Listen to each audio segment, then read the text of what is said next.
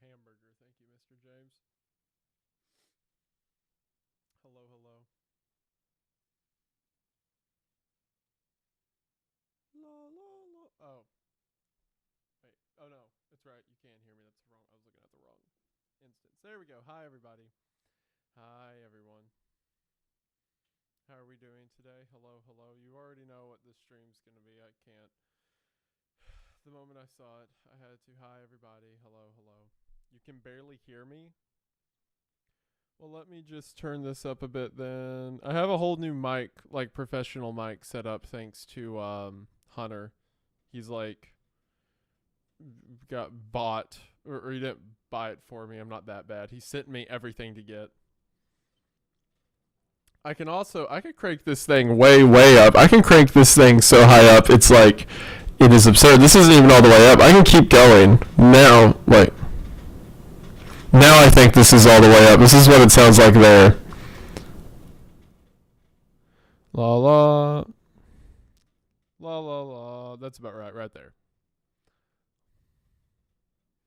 It's only left here. I haven't tried streaming with the setup yet. Hold on. Give me a second. Properties.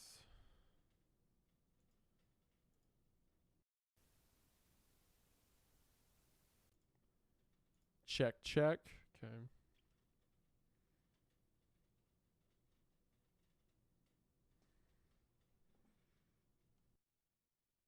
Auto. No. I am a bad streamer. Thank you very much.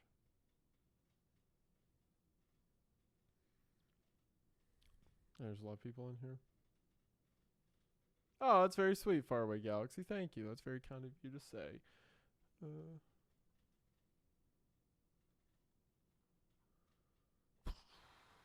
Uh, so the way this mic records is it records mono. Because according to Hunter, that's better for the editing side. But what he doesn't understand is I'm a scared child and don't know how to make it both ears for a stream. No, that's not it. If you better be careful about saying too quiet, I will crank it back to where it was.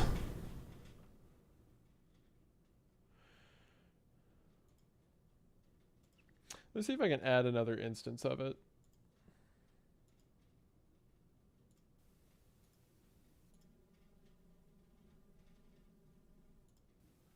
No, I didn't do anything. La la. Yeah, I didn't do anything.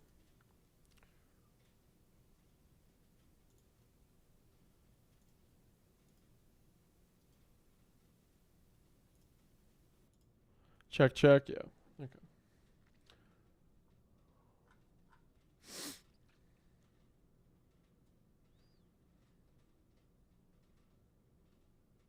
Audio setup iceberg. Thank you. Okay. Let me engaging content. How to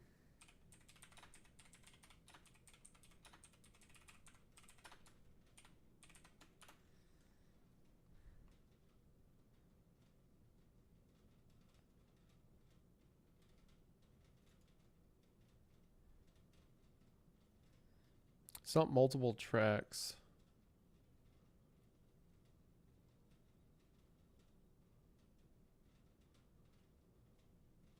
Oh, it's very cool, Miguel. Thank you. I don't know about gamer subs. I'm not. I mean, I have no problem with the product or the company or anything like that. I'm just not super big into like waifus and stuff like that on cups. May not be my thing, but I have no beef with them. I don't know if I'd sign up for them though, as like a sponsor. You know what I mean? Keep up the work.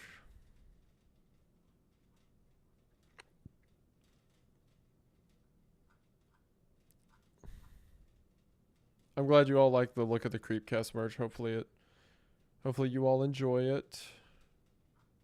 I appreciate that, Frosty. Thank you all for the kind words. I will talk to you. I just need to Yeah, it would, wouldn't it, Jinx? Haha. Can't stand you all.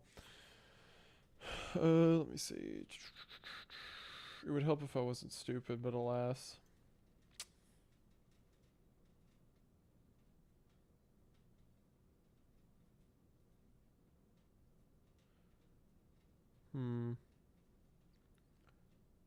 Show transition. Properties.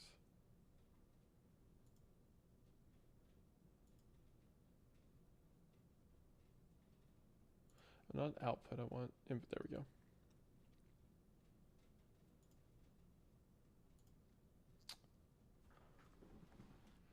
Noise gate.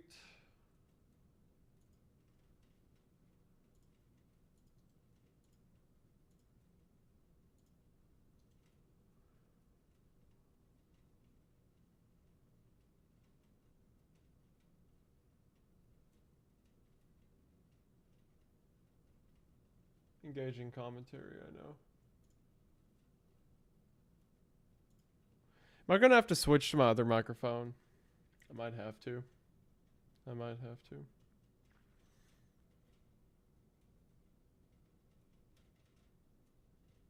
right, I'll give it one more look, and if I can't find it right away, I'm going to switch to my old microphone. How to make audio input stereo. OBS.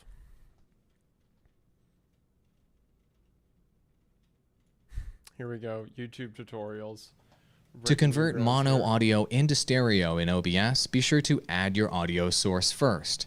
Okay. Then you'll see something that kind of looks like this. You see in my audio mixer how the audio is only coming through the top part of the mixer, but the bottom bar is not lighting up. That's because my audio is only coming through one side of your speakers or one side of your headphones. I'm aware. Viewers don't like that in 2020 and beyond. They want to hear the audio in both sides. So what you're going to do is click the gear cog down here in the audio mixer. I don't have a gear to cog. find the secret advanced audio properties menu. Click that, and then once you get to this menu, find the source that is currently mono that you want to make stereo. What you want to do is click this checkbox right here, and what you'll notice when you check it is that your signal will be duplicated from not just the top section of the audio mixer, but to both sections of the audio mixer when we click just like that. Do you see how it's now filling left and right speakers and headphones? I recommend doing this for almost all microphone and audio source applications, unless you have a very I just had to click the mono button. Okay. All right. Engaging, groundbreaking YouTuber behavior. All right, hold on. Let me be polite. Okay, gets a like. And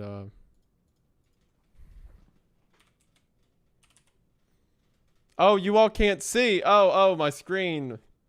I forgot. Yeah, I was watching this guy. A Wall Digital, and I'm saying thanks. Thanks, A Wall Digital. Okay. All right, there we go. All right, now it's whatever. Pretend like that didn't happen. Okay.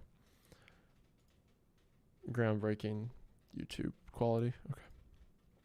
All right, now we're good. Now I can stream. Hi everyone. I'll look at a few people and then we'll get into it. I am getting I always get roasted. What are you talking about? Can't stay. Thank you, Pookie Bear. Appreciate it. A Wendigoon waifu and an iceberg flavor would go pretty cool. I'd have to consult my wife, how she feels about it. Anything I do that's remotely risque must be checked in with her. She's the boss. I have a hat somewhere that says she's the boss. She bought me. I can't remember where I put it. I think it's over there, actually. Oh. No, I can't. Hunter hasn't seen anything Mandela Catalogue. This would mean nothing to him. This would be a horrible time to bring him on board. Please finish Tommy Taffy. I'm not... Magnus Archives feels like it's a bit too big for me to get into as like a passive listener. I want to finish Tommy Taffy, but apparently you all... I mean, not literally you, but you people had a lot of problems with the first one, so fine. I'll read it in my own time. I like Tommy Taffy. I thought it was fun. We recorded the next Creepcast last night. It's over, and I recorded the next Red Thread earlier today. The Creepcast one, spoilers, is over. My wife is peeking at me from behind corners. So it was a pretty good episode. I think you all will like it. And then the Red Thread we recorded earlier was on the... Well, I'll leave that one as a surprise. So yeah. So I will go ahead and say to those of you that are here, let me make my screen smaller. For one, okay, yes, we will. We were going to be watching the new Mandela Catalogue. Mandela Catalogue Volume 5 dropped, and I'm actually like busy right now. Believe it or not, I'm supposed to record a bunch of ads today, and like get a couple videos up and stuff like that. So I don't want to be streaming all day, or get a couple like segments recorded. I don't want to be streaming all day, but I am not letting any part of Volume 5 get spoiled for me. So we're doing this right now. But we are going to be watching Volume 5. There was something else I was going to say. Oh, yeah. So, let me turn off donos, actually, to prove a point. Thank you all to everyone who has donated, but I don't want you to. Because I don't need the money. Analytics. How do I do? Every time I'm doing a stream, I forget where it's at. Supers. There we go. And off. I understand. Turn off. Okay. All right. I will not be reading any fan fiction with Hunter. I don't trust him. I don't know what he's capable of. Okay. So, the only thing that... Oh, let me make this small. Wait, oh, I need to add the filter. I forgot about that. There we go. My reaction filter. So it's not like 16:9 thing or whatever. And let me... Yay, yippee. Okay, there we go. Can also come up a bit. Incredible YouTuber moment. Okay.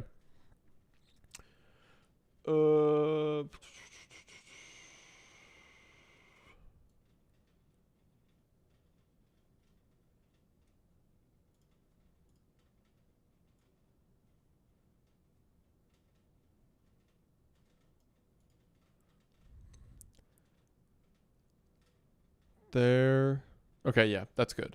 Now, over here, if you all want to give me any money right now, the Stalker Tour is live.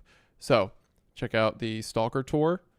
We have tour dates here of August 10th. We're going to be in Brooklyn. August 12th, we're going to be in Tampa. August 30th, we're going to be in LA. And then September 8th, we're going to be in Dallas, Texas. They have been selling quite well. I think we've sold around half, something like that now.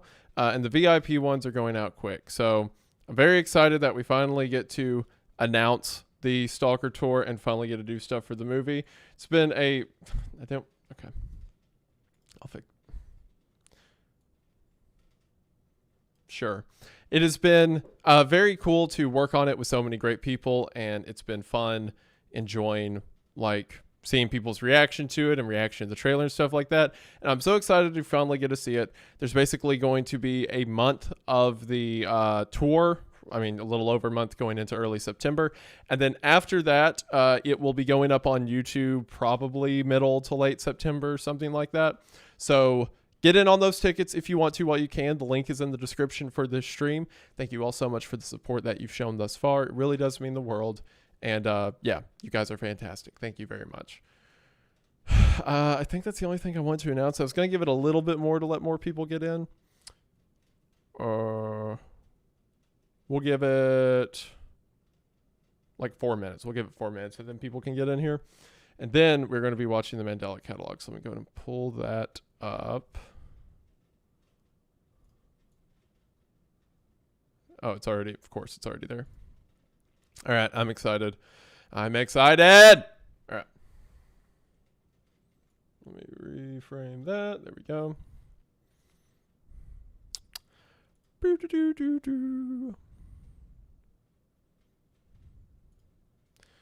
Cool. I'm excited. So, hold on. Actually, let's do a little refresher. Let me make my screen small. Smaller than normal. All right, so the last one I covered in a main channel video was up through volume 4. Yes, right? I don't think I got to Catalyst in that one. Pretty sure it was up to volume 4. So we know everything up to volume 4. Thatcher found... No, that wasn't... Sorry. Thatcher and Adam wasn't until what came after volume 4. Dave dies. A tragedy. And then Adam's approach... Okay, volume 4 ended with the alternate telling Adam that he's not the real him. And then in Catalyst, which I covered on stream before. I assume you all have done like background reading of sorts to get here. Is where we have them worried about Adam, and then they're doing the post-mortem thing on Dave, and then it ends with them coming to Adam, and he's effectively a full-blown alternate. And then the interrogation was in this one, I thought, or it might have been another one. So we had that. Then we had... No, it was Presto. Okay, so then we have Adam and Thatcher. Sorry. Jonah. I'm paying the price.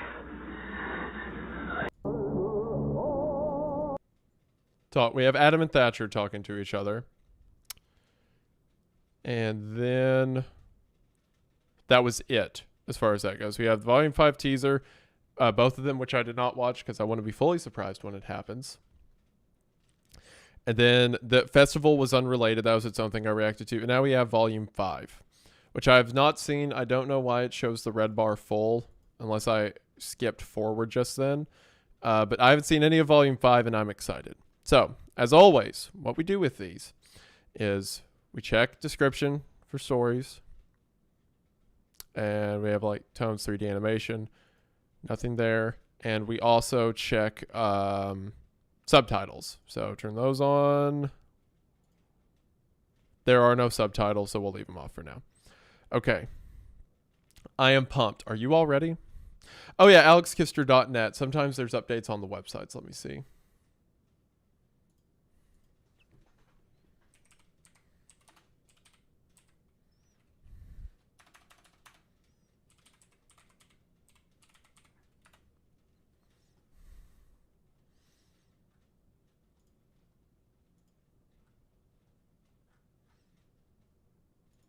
I believe there's no updates right now. Or no, it wasn't alexkister.net. It was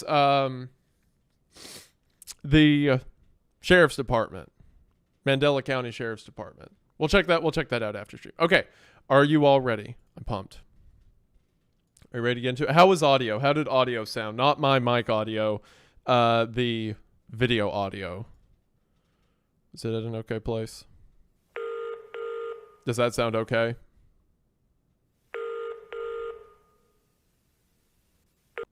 Cool. I think people are saying yes. All right. So, I'm excited. Let's go. Needed more. It's been a while. All right. Are you all ready to go? Without further ado, we are going to go ahead and get into it. But as always, thank you for watching. All right, let's go.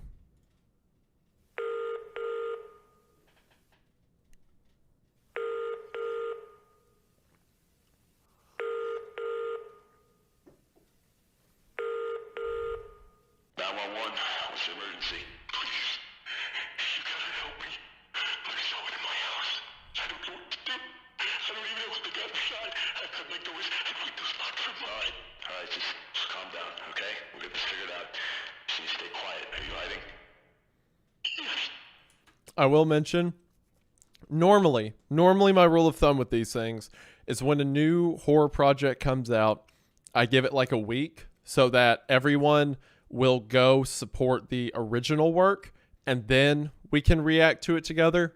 But I don't do that with Kane and Alex because, for one, they're my friends, but also because I know if I do not like watch this now, I'm going to see some screenshot or people discussing it on Twitter and get stuff spoiled for me. And also, I DM'd Alex last night and asked if he was chill with me reacting to it, and he said yes. So, most importantly. I think also what we're hearing here is the phone call between, it was the 911 call that, what was his name? I I think his name was Jude. It's Adam's father when he was killed. That's what it sounds like. Can you stay quiet? Are you hiding? Does this man resemble...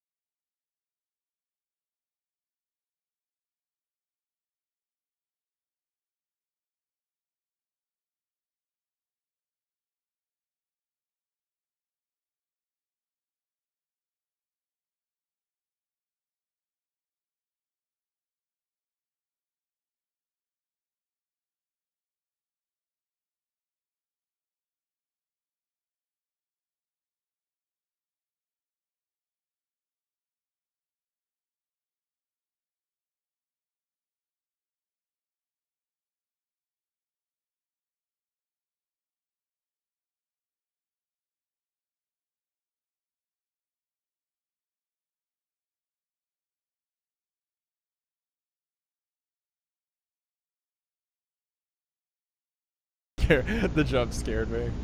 Dang it, Alex. Private exhibition only.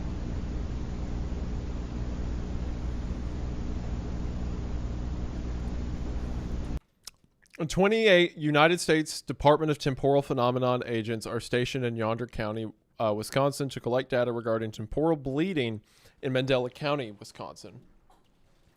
So we haven't seen a lot about the Department of Temporal Phenomena, as far as I know. We've seen a ton of stuff about their, but like we've seen their influence a lot, like at the cover of the home invasion tape and stuff like that. Like they're the ones, the original video, like the original, if you see someone who looks identical to you, run away and hide. That was put together by the USDTP. But I don't think we've seen any of their actual, like, in the field or, like, individuals or stuff like that. So, and this was one of the things I said I wanted to see more of in my last Mandela video. I wanted to see more of the department, so that's cool.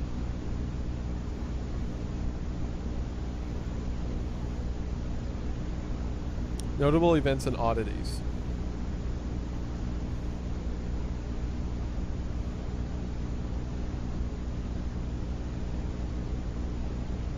An unregistered vehicle, 1989 Ford Taurus, passes through Mandela Yonder County border numerous times within 11 days.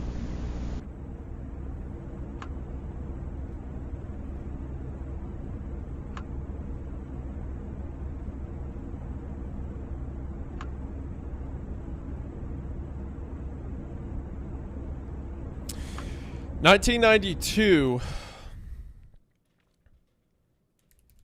That's Adam's a baby, right?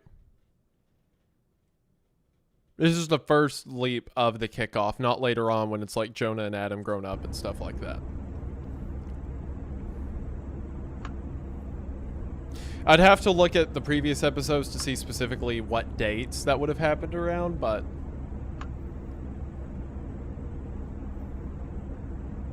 this is early. Really, the Mandela Catalogue is kind of separated into two time, like, I guess, areas that are separated by 20 years. The original time back then when, like, everything kicked off, and then the time later in the 2000s where, like, Adam, I think it's 2009, where, like, Adam and Jonah and all that's happening.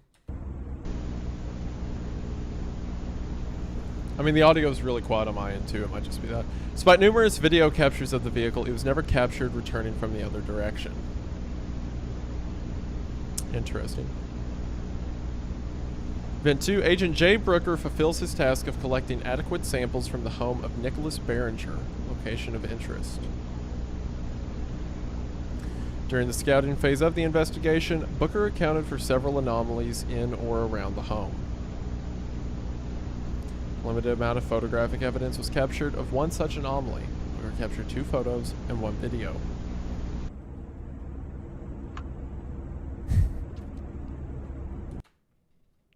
No. Absolutely not. Dang it, Alex.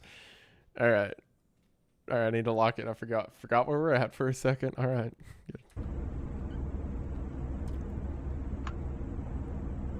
Good. Is this a doorway with it in the back?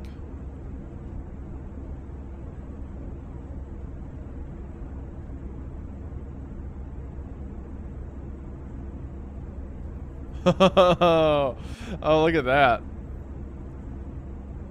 Look at it. There's its eyes and its mouth. This tall, disgusting thing. Oh, it's great. Agent Booker's interpretation. Is that what you saw? I don't know if that's what I saw. Okay, I'd have to...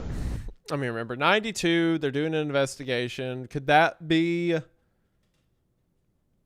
the thing that killed Ruth? Or it'd be at the same time as the thing that killed Ruth and Adam's parents, maybe? Perhaps? Unaccounted anomalies seen within the home are as follows. Alright. That's great. It's awesome. Nope. Nope. No, thank you. I'm good. Don't like it. The eyes are just a little off. Not a fan. No, thank you. I'm good. I'll pass. Booker reports that the anomalies were not aggressive, only observant.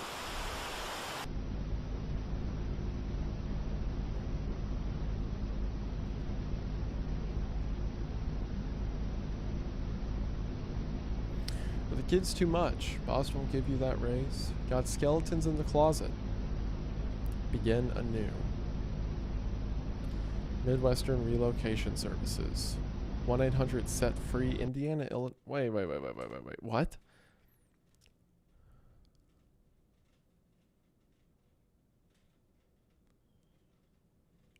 What? Is that like, what am I thinking of? Like a witness protection thing? Only without it needing to be a protection part? Like they can just move you somewhere else? Alright. Begin anew. Is this something through the department? Highway 368 between exits 81 and 82. There's a small patch of empty space in the cornfield heading westbound. Park your car in the nearby ditch and leave your keys in the glove box. Take any other valuable items with you. The empty space in the cornfield is the beginning of a path that eventually leads you to a large open plain. You will see a structure in the center of this plain. This is your safe house that you must remain within until you are relocated. Okay, so potentially the vehicle we saw at the beginning signed up for this relocation service thing, right? Probably related to what was happening in the house. And then this is the note they got about how to go about the relocation.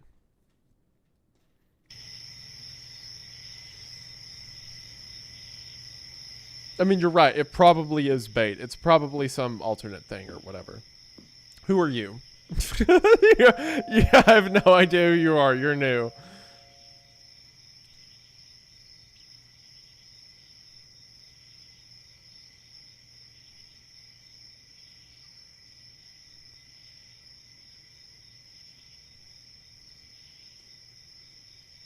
He Keep watching, Iceberg Boy. Shut up. The lights are off. The sun's outside. I can't do anything about it. That's Jude. The back door will be unlocked. That's Jude Murray, the one who dies when he's killed by the alternate.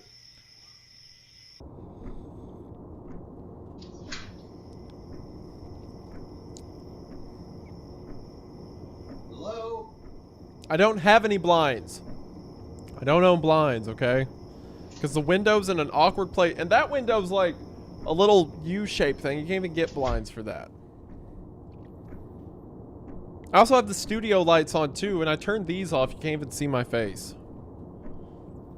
Which I'm sure you'd probably like, but... No, I'm not, but shut up.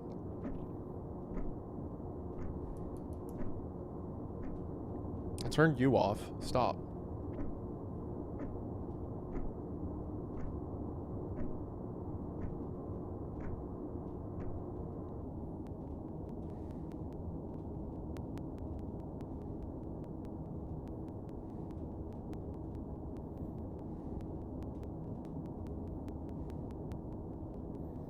Oh, Pyrocynical's live right now? I'm glad I could steal all his live viewers.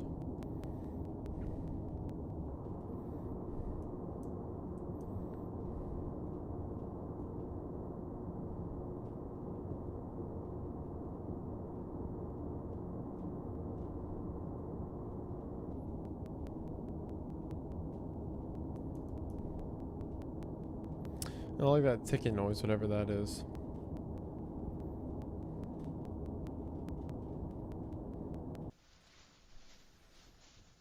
Those of you saying Wendy over Pyro, be sure to go let him know that in his chat right now. It'd be funny. Stone Mountain, blown up by dynamite. Kids even climb into the driver's seat of the big machines they love. Your kids will ask for this video again and again for truckloads of non-stop entertainment.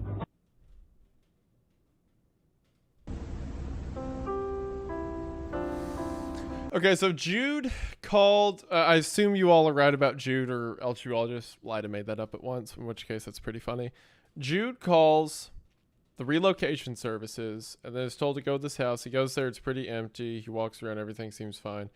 And then he goes to sleep with that TV on the floor, right? Heard something you wish you didn't? Do you find yourself constantly There's held the back man by himself, irrational the man of fear? the hour. Maybe you saw something you can't forget. That's right, Dave Lee. Now, there is a solution. A new benzodiazepine with a modern approach to anxiety. Temaril. Temaril targets Me explaining Xanax to friends. Now, there is. anxiety by calming the nervous system and slowing down hyperactivity in the brain. By I like this calming the note. nervous system Timarol and is approved slowing for all down ages. Hyperactivity in the brain.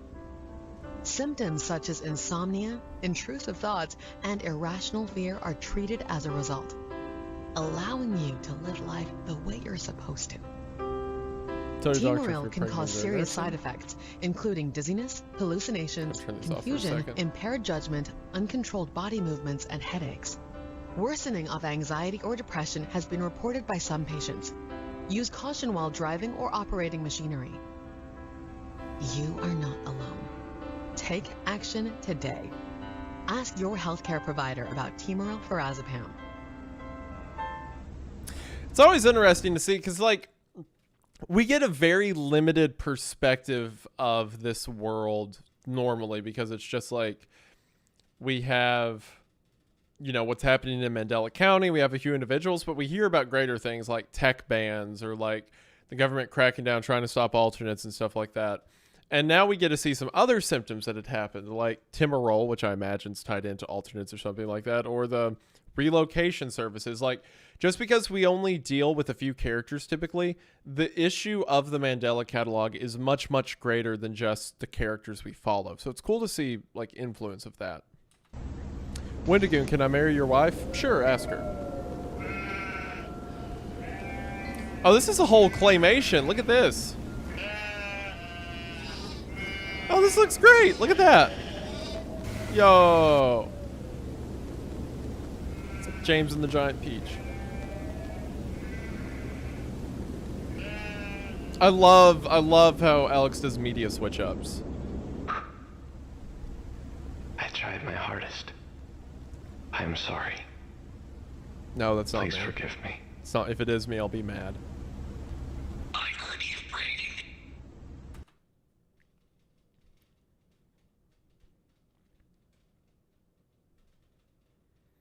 I'm sorry, I forgot what series I was watching.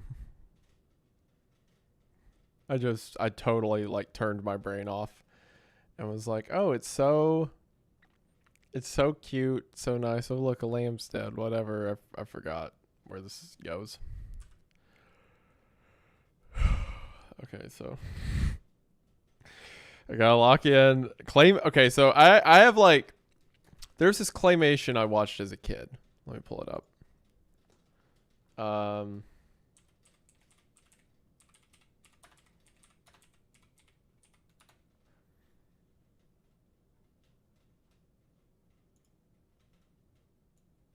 Here it is.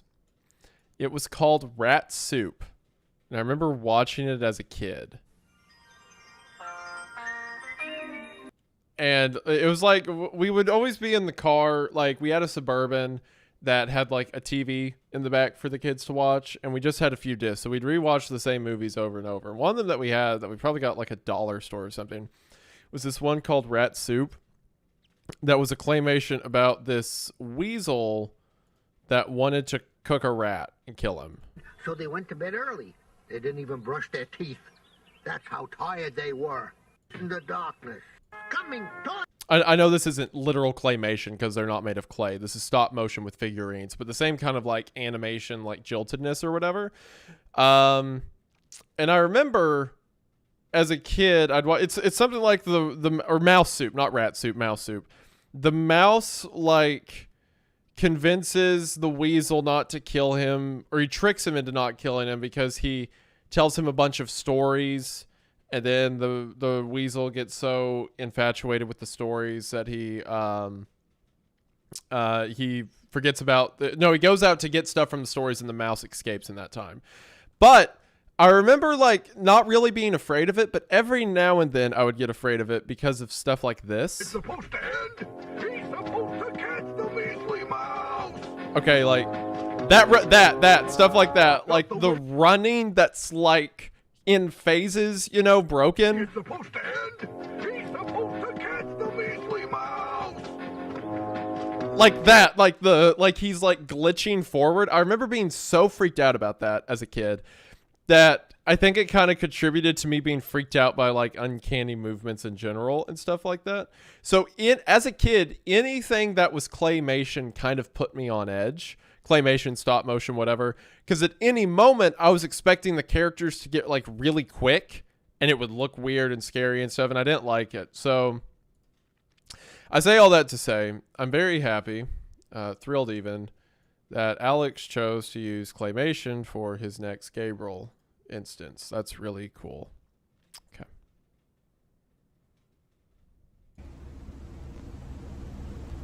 I heard you praying. You. I also love how the face is always like covered in some way. Okay, so the sheep dies, the lamb dies, and then false Gabriel says, I heard you praying. You are the Holy Spirit. You spoke to me. And now I am here. He didn't answer his question. Are you the Holy Spirit? And he said, you spoke to me and now I'm here. Am I forgiven? For what? For what? My...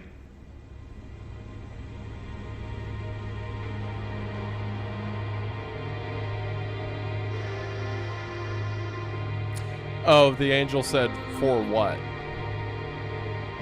Because it seems the sheep's still alive.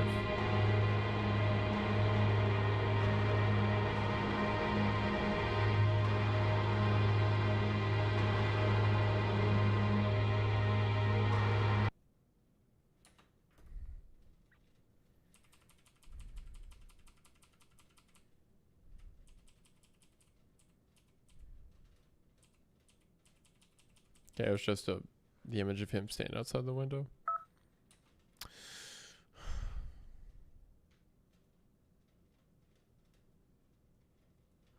Oh, you know what I bet that means?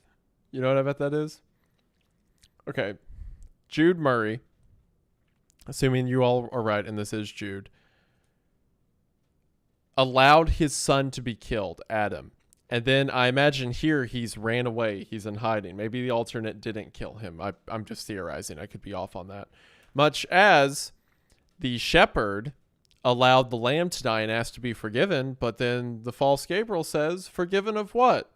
Your son's still here. He's still alive, as Adam lived through the encounter.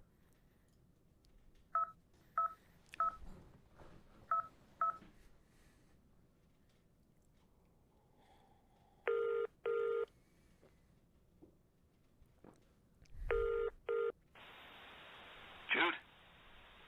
You're right. It is Jude. Y'all are right. You made it safely? Yeah. Okay. Got someone coming out to pick you up tomorrow morning. He'll be Also, the claymation shepherd kind of looks like Jude. there at 4:30 sharp in the Silver Fort Taurus. Okay. This is your last chance to tell me you don't want this. There's no turning back once you step into that car. I do want this. All right. Hey, it's a nice little village in British Columbia. Think you'll like it. Listen, now's the time to start making your calls. People noticing your absence too soon will fuck up this whole operation. I'll take care of it. Awesome. See you soon. I could have sworn Jude was Dr. counted. Williamson speaking. Hey, I could have sworn that Jude was counted among the dead by Thatcher after the whole event at the Murray house. Maybe I could be wrong. it's Jude. Jude Murray. Oh, Mr. Murray. How are you? I'm good. I'm great. How are you? Oh, you know, just pushing through. Tell me, how's little Adam holding up? Any improvements? Yeah, he's doing great. Fantastic. Well, when would you like to get him in next? Well, that's the thing. Lynn and I finally closed on that house. You know, the one the little ranch, and we'll be moving doctors. We'll be moving. That is just great. Just keep me updated. I'll be able to transfer your prescription no problem. I'm proud of you for, taking initiative for their safety.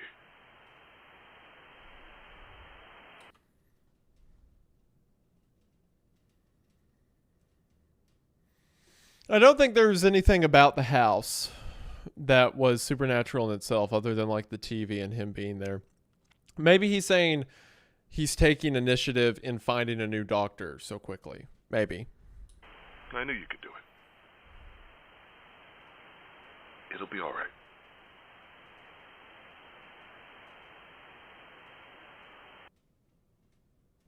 Maybe.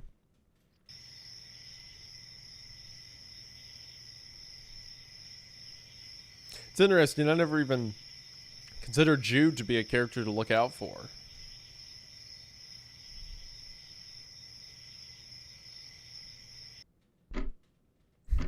Auto subtitle. Shh.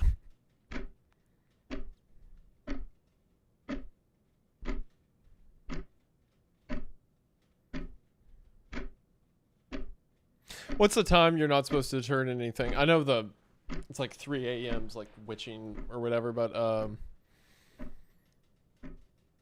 4:44 is that the time you're not supposed to turn on any electronics?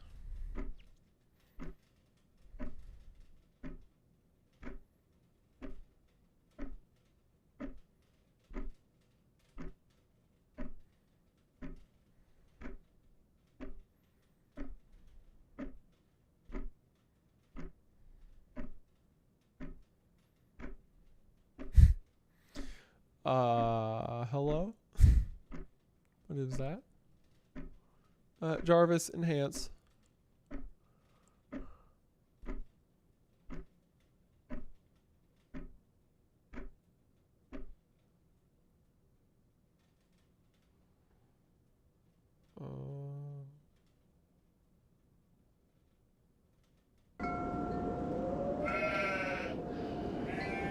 Yeah, like that.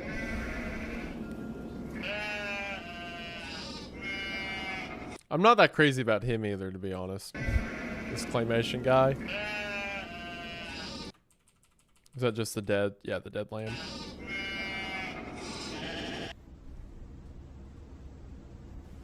Hello? Hello? Hello? Are you the shepherd? Yes. Who are you? I'm Jane. I'm the farmer. I was wondering if you had any spare grains from your sheep. You're a farmer with no grains? My crops were ruined.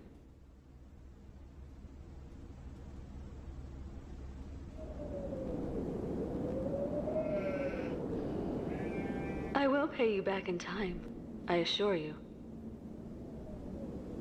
What is the matter? You know animals, don't you? What is the matter with my little one? Oh my, it is beautiful, my friend. You are truly blessed. What do you mean? It is clearly not healthy. Well, what do I know? I am no shepherd after all. I must get back to work. I think this is representative of Jude and his son. Shepherd! Come visit me tonight. I'd love for you to see my animals. Shepherd just got a one-way ticket, if you know what I mean. Shepherd getting a little crazy. Why me?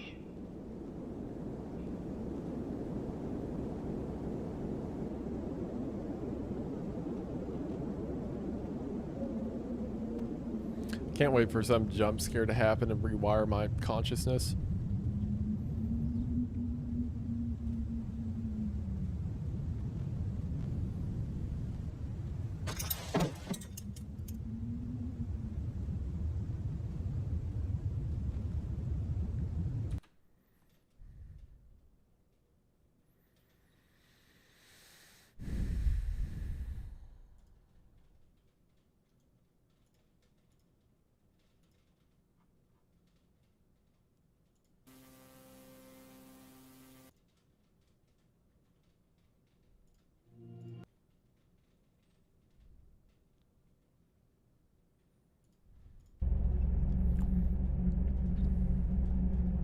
I am bound to chains on my ankles that grow heavier with every step.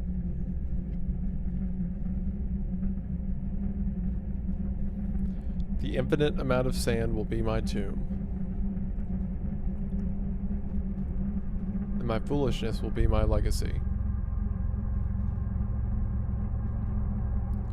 If there is a God,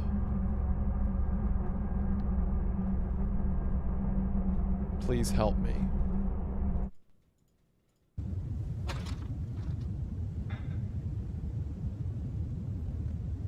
How do I know you are holy? Hello? Jude? Hello? You there, buddy? Yeah, I'm here. I just arrived at your new place. It is beautiful up here. How long have you been on the road?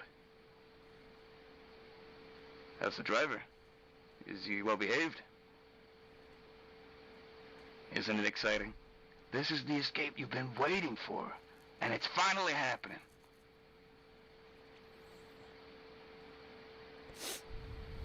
Where are you, Jude? I couldn't. Huh?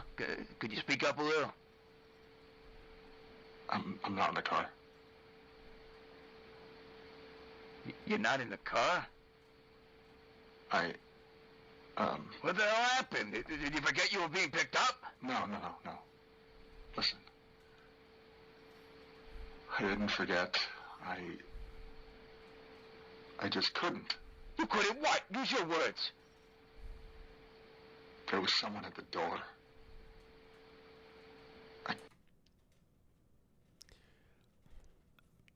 Judas Murphy. His full name's Judas. I couldn't leave. What the fuck is your problem? Do you have any idea how many hours he drove to get you? What about how long it took me to get here? An entire community of the kindest people I know were ready to welcome you. They were so excited to meet you, Jude.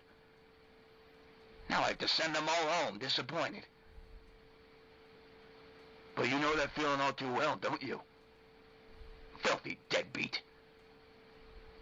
You can't escape this. You know what you did. Stop acting like it didn't happen, Jude. Do what you need to do. Do the world a favor.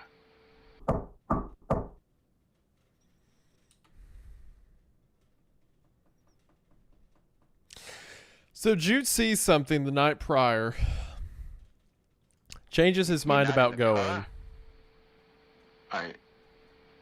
What the hell happened? Did you forget you were being picked up?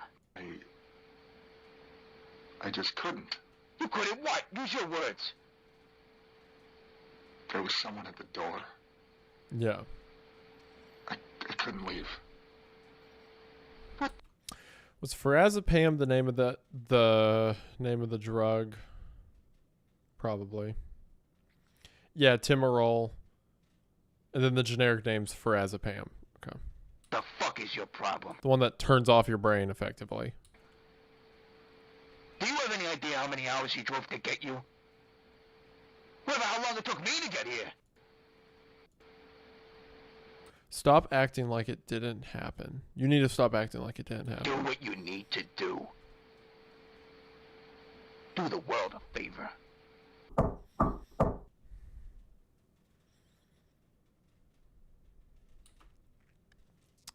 Encouraging Jude to take his own life is very similar to the alternates convincing people they need to do that. Just a thought.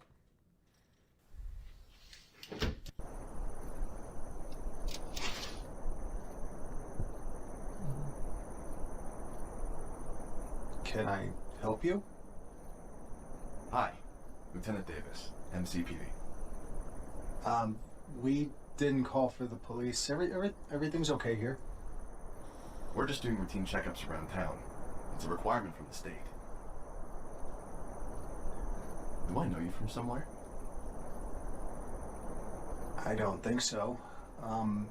Is this MCPD's jurisdiction? Yes. Oh. Yes. I guess we're still in Mandela. Thought we were in yonder. Can I help you with anything? Are you aware of the television and mirror destruction order? Well, I'm house sitting, and yeah, I'm aware of it, but all good here. Good. Always nice to meet another upstanding citizen. I hope you and your family have a nice day. That's not Thatcher.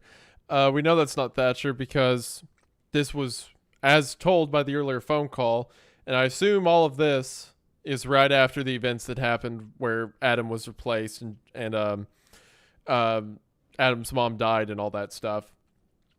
We see that the whole phone call happens where Thatcher and Weaver go to the establishment, go to the Murray household. Weaver dies, and then at the end, Thatcher is chased back to the police department. He is in hiding, and at the end, as we saw from Volume 4, the alternate steals Thatcher's face and voice. So this is alternate Thatcher. Thanks, officer.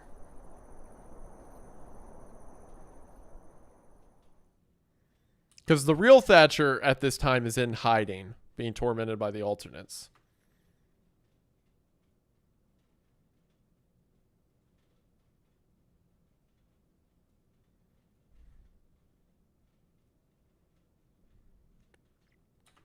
What did I say? The shepherd is Jude.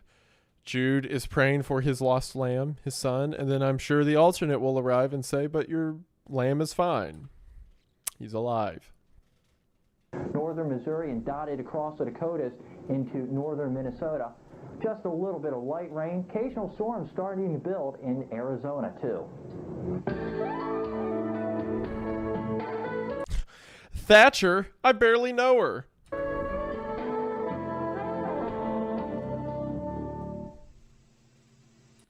Weaver, I barely know her. It's 10 p.m. Do you know where your children are? Avoid unpleasant surprises when you travel. Do you know where your children are?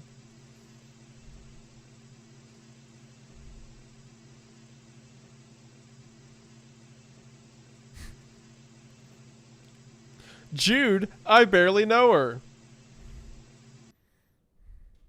There's that thing again. If he knows, okay, assuming this is after everything that went down, if Jude knows that TVs are as dangerous as they are, then why is he like so nonchalant about the Television Destruction Act? He should be like taking a hammer to it. Because it seems like it worked to some degree because we know the world still exists 20 years later.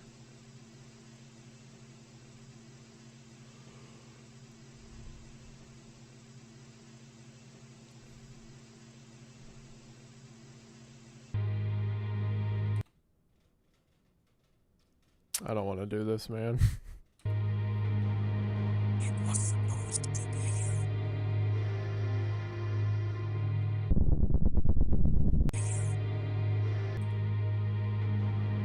It was supposed to be you. It sounds like he's saying it was supposed to be you.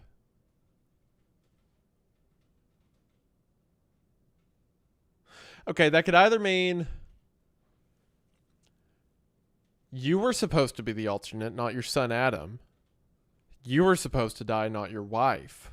Or just in general, preying on his guilt. Because as we know, alternates make you give in to despair, right? Maybe it's just saying you should have died with your family instead of running away like a coward.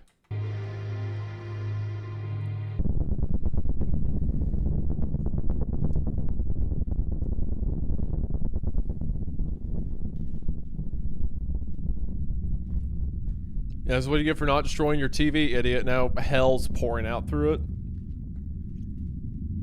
Yeah, it's supposed to be you. Yeah, yeah.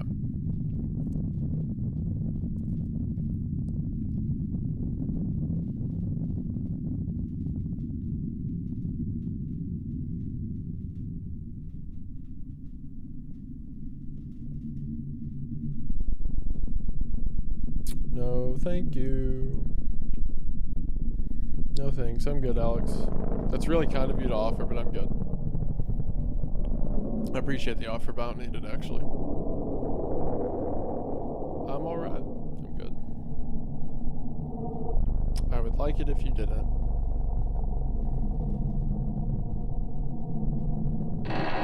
I'd be really happy if you didn't. Whew! Yeah, these two characters are the same, I feel. And there were shepherds living out in the fields nearby, keeping watch over their flocks at night. Night fell upon them in an instant, and all the color was drained from the world. An angel appeared to them, and they were terrified. The angel fooled them, just like he planned. But there was more work to be done. It does not need to be that way. You are not the first. There are so many more. Nothing has been done yet. He has a lot of convincing to do. Until then, trust nobody. Are you listening to me? Are you listening to me? Are you listening to me?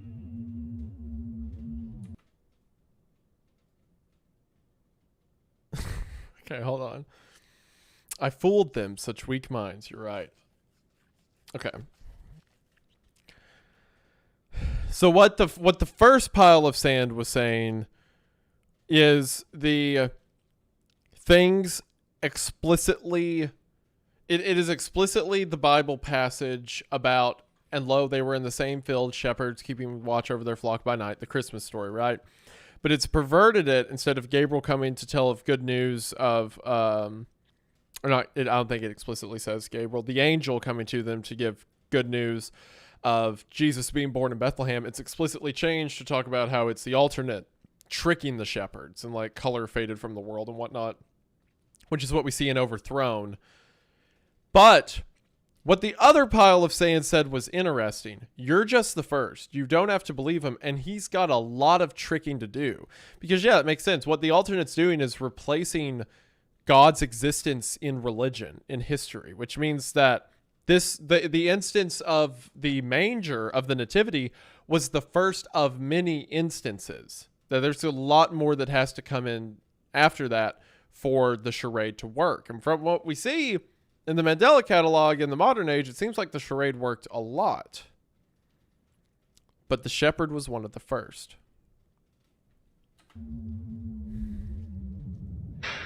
Where am I? What do you mean? You're in my home. You've been here for a while. He's here. What? I know his presence. Who's he? Everybody left town. It's just you and me. Just what I prayed for. Look at me. What's wrong? Please.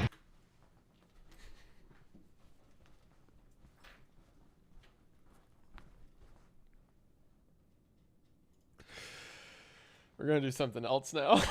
We're going to watch another video. We're not. Oh, look, Bill Wirtz uploaded a video. Let's watch whatever that is.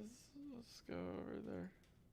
Hi, you're on a rock, floating in space. Pretty cool, huh? Some of it's water. Fuck it. Actually, most of it's water. I can't even get from here to there without buying a boat. It's sad. I'm sad. I miss you. How did this happen? A long time ago. Actually, never. And also now. Okay.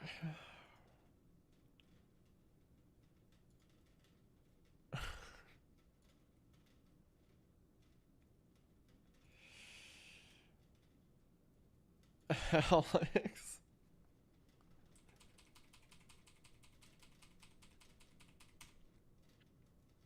People being given what they prayed for. The shepherd prayed for the lamb and he was given the lamb. She prayed for him and was given him.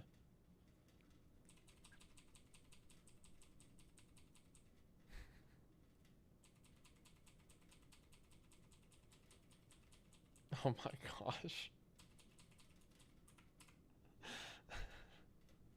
Look at this.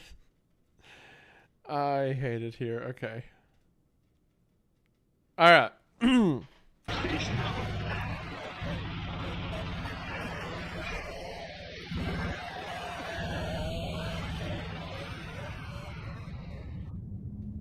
you there?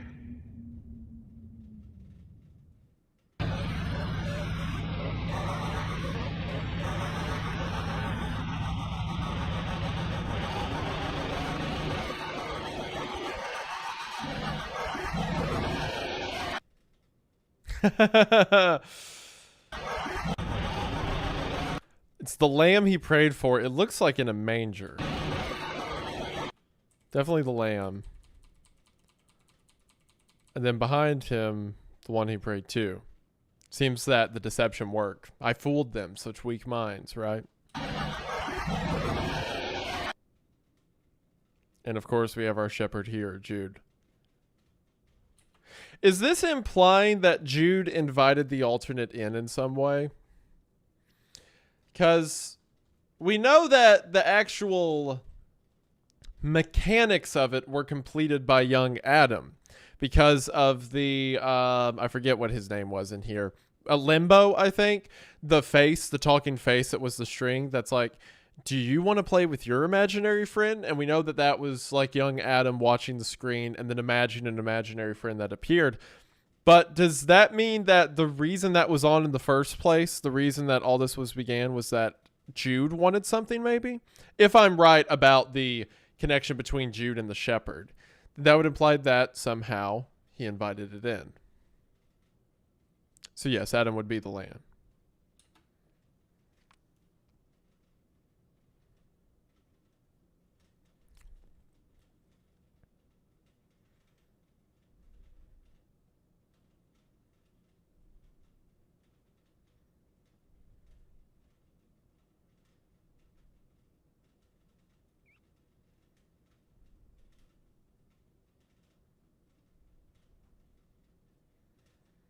It's his own house on the TV. That's comforting.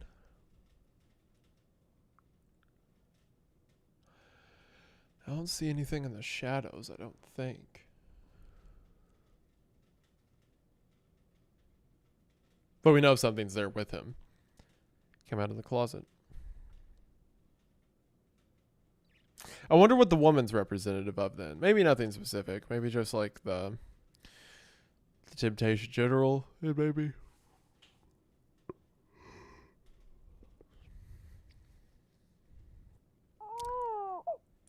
His son's crib. Yeah.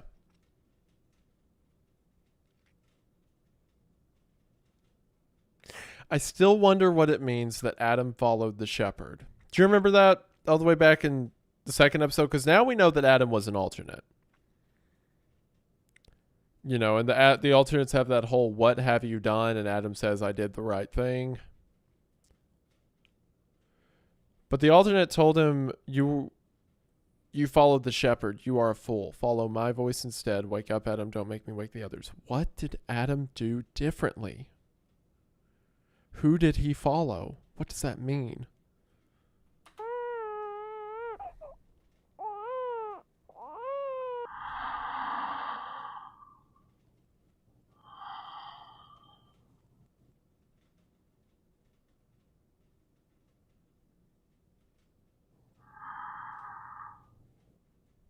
Adam is just like his father. It's a good point. Well, no, Adam didn't run away from the house. Jonah was the one that ran away from the house. I can't think of Adam running away.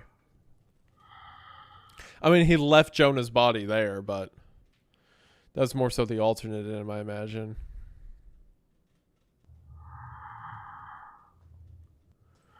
I have these stupid studio lights pointed at me. I can't see.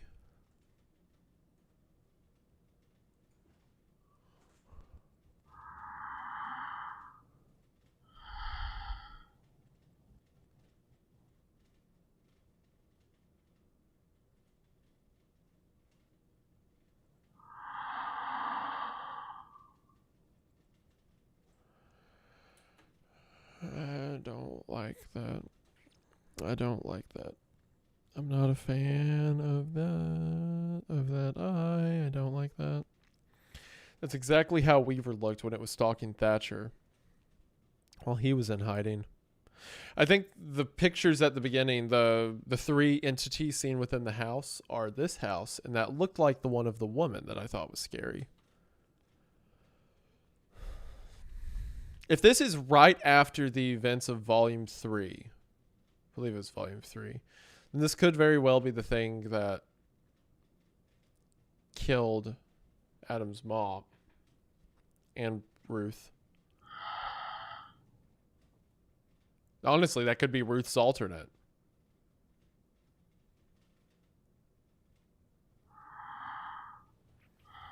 I would like it if you quit. I'd be really happy if you quit.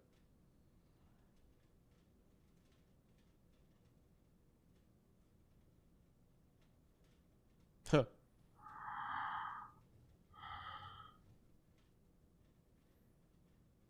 I feel like Jude should have left.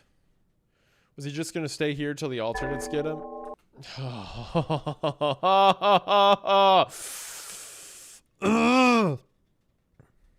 Wait a minute. That kind of looks like the hoodie alternate. Remember? The one that said all the scribbled text in chapter 2 that, in my theory, is Adam grown up. Does that mean this is Adam? Does that mean this is Adam's alternate?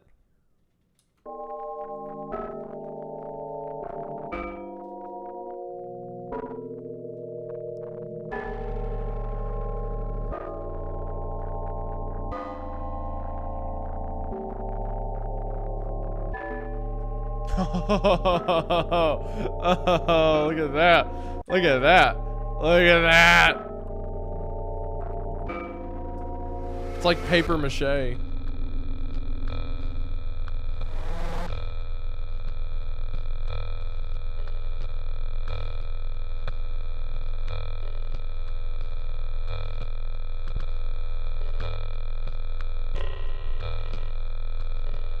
What do you want from me? It's you! It's fucking you! What the fuck do you want from me? It's the one from his house. Yep. Everything from me! You've taken my wife! You've taken my fucking child! What do you want to kill me? Fucking kill me! I've got nothing!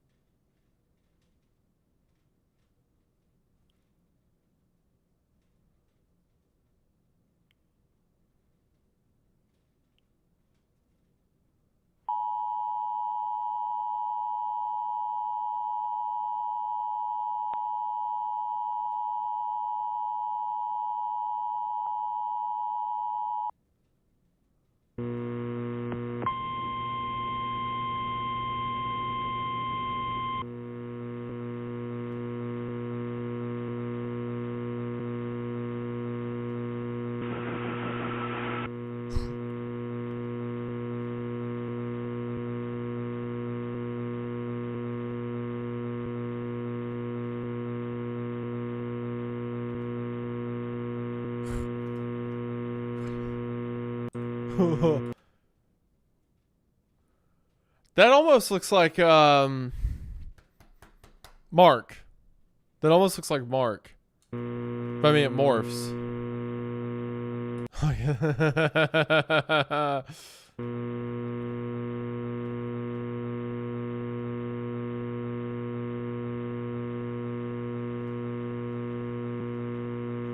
Yo. Yo. Look at that. Yo.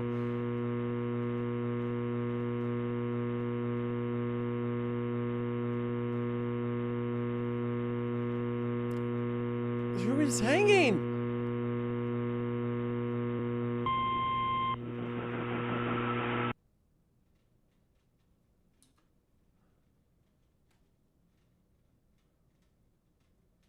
I love the depiction of that. I love the depiction of that. Is that saying that this is Mark?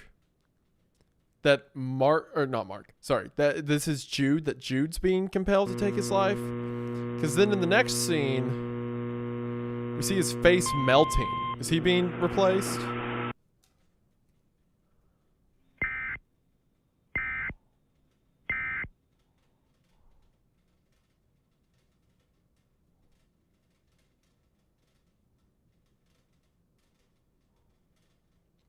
And which one is this?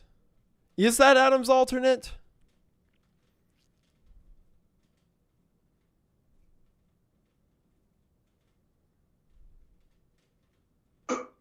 Please. Someone.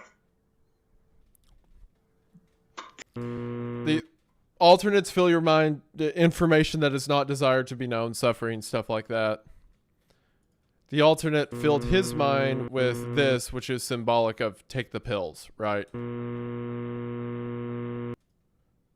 Remove yourself from society. There's not enough room for the two of us. This must be the alternate of Jude afterwards. Please. Someone. Please. God. Please. Help. Please. Not like this. He's inside of my mind. Stop it, please. Stop, please.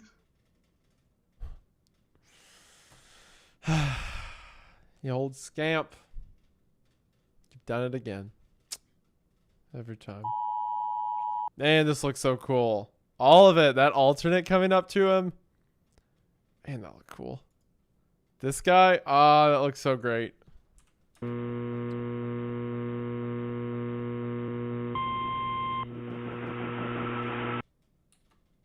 That looks so good, man. So good. Everything with the shepherd was great. Just as, you know, Judas here. Jude betrayed his family sort of by leaving them for praying for something. I wonder then if that means Jude contributed to his family's death in some way. There's not enough pieces to know, but I think that's kind of the vibes being put out. I mean, his name's Judas, right?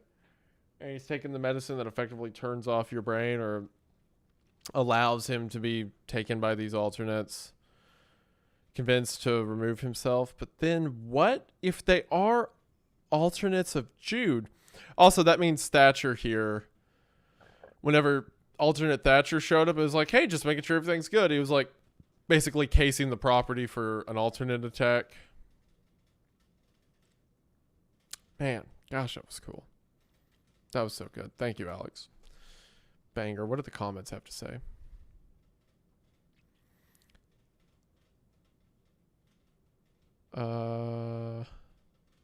Take me. The imaginary friend from 333. Yeah. The one that came out of the TV and killed his family. That I think replaced Adam. Yeah, 3D animation was great. Great. Hats off to everyone involved. Every animator was awesome.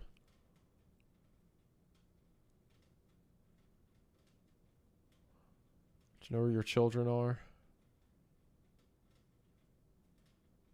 Man, that was good.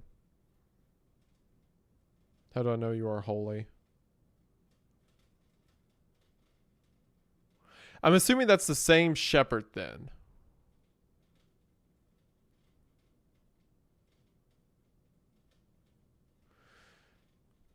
Shepherd represents Jude, the farmer Lynn, and the sheep that died and came back as Adam.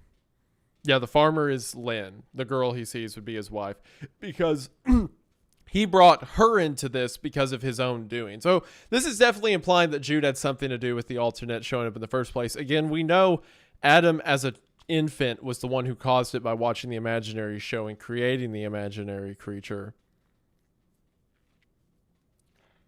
But this is implying that somehow Jude's actions led to their death. Or Judas's actions led to their death.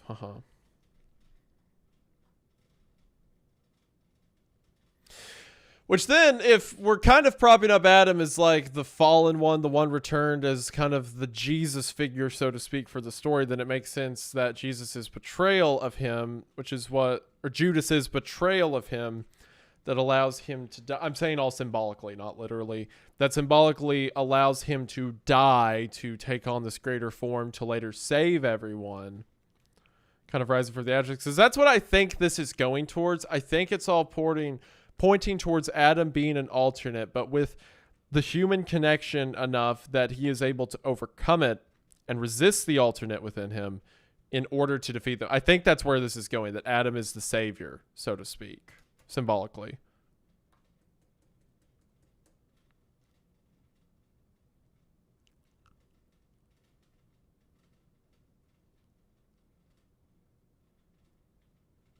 I think that's where it's going.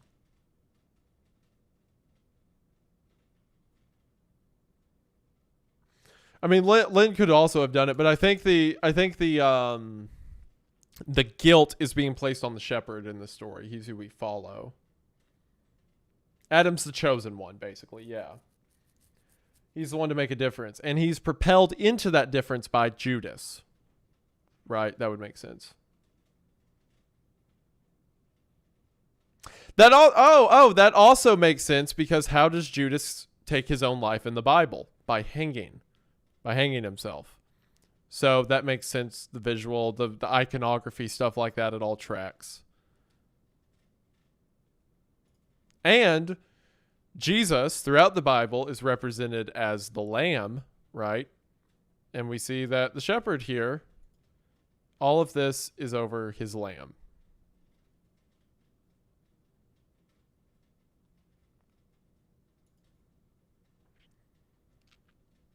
Yep, I like the symbolism. I like the direction overall. It works very, very well. Great stuff. Great stuff. Wow. Is that a Has-Been Hotel reference? Okay, I'm leaving now. I can't do this. I can't deal with you people anymore. It's the same alternate from Think Principle. Yeah, but again, in my theory, that is also the same alternate from, at least I think, if I remember right, that's the same alternate from the whole Adam Volume 333 thing.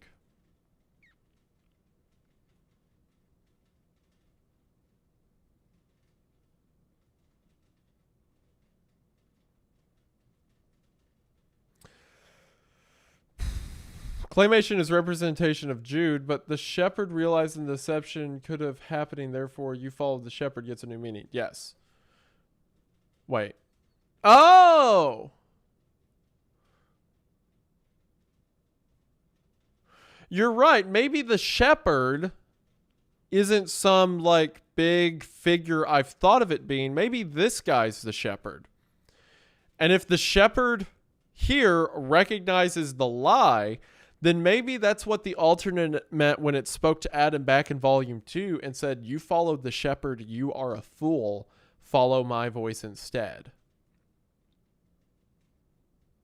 Wake up, Adam, don't make me wake the others. Maybe that's saying that following the shepherd just means recognizing the deception. Which it seems Adam's doing to some degree in volume 2, because when he goes into the basement and speaks to the alternate that was in his TV as a child, he says, I did the right thing. So he's recognizing the deception to some degree all the way back then. I think you're right. Yeah, maybe that it's not that there's a second supernatural entity. Maybe following the shepherd just means recognizing the lie. You're following after what the shepherd realized. I think you might be right.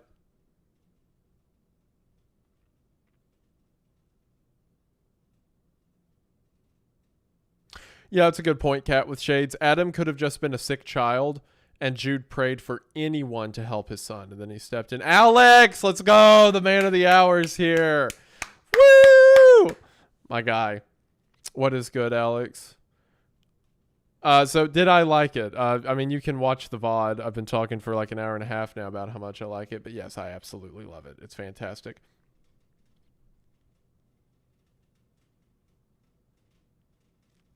Great job, dude. Such a great job. You killed it as always. As always, another home run, and not an out of the park, a grand slam even. So good, dude. Man,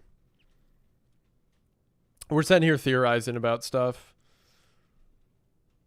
No, I think you're right. Whoever said that about the shepherd. I'm standing by my theory, my whole thing on it, that the shepherd's representative of Jude. And that it's, you know, you pray for the lamb, both sides. Lamb indicative of Adam. His suffering. Why are you sad? For what? He's okay because, you know, Adam was replaced, of course. But the shepherd still paid for it. He paid for the ignorance of praying to anyone, just as Jude would have. I wonder what Jude did, though. Thank you very much. I'll have a good time watching the VOD. I'm happy to hear, Alex. Very happy to hear, man. If you want to come on a Discord call and say anything while peeps are watching, I'd be more than happy to. But I mean, you don't have to. But I'm sure you're very worn out from getting this up and doing all that. The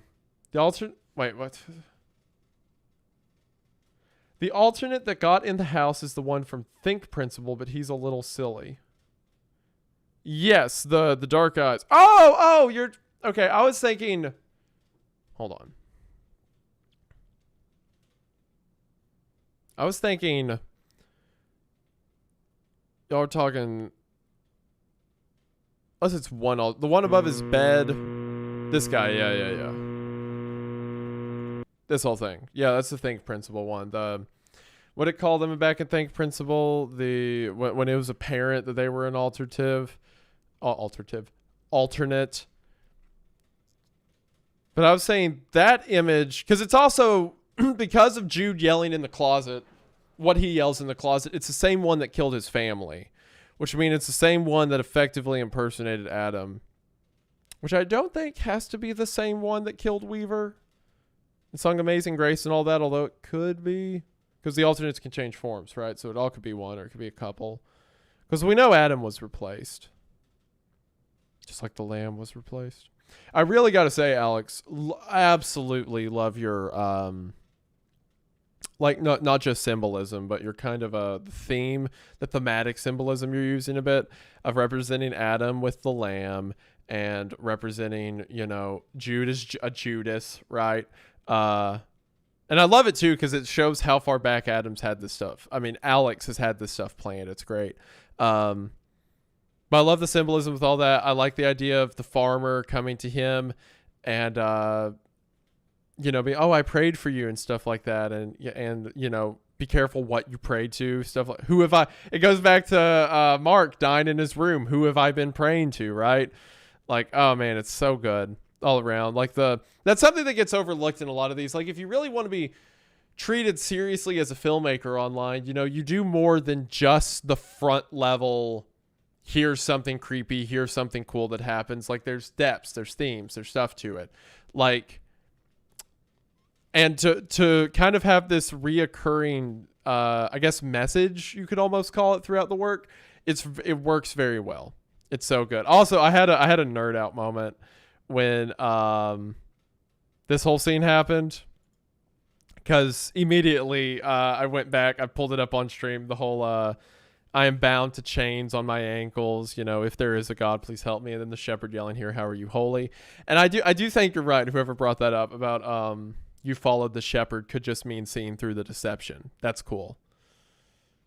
Yeah, man, this is so good. Gosh, it's so good. I love the Mandela Catalogue. It will always be my baby. It will always, obviously it's Alex's baby, but I'm down to Discord call if you still want. Yeah. Let's start you up here. Let me get some of that exclusive content on my channel.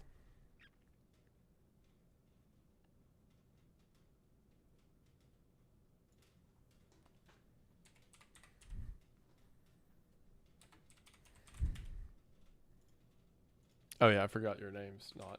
Yep. There we go.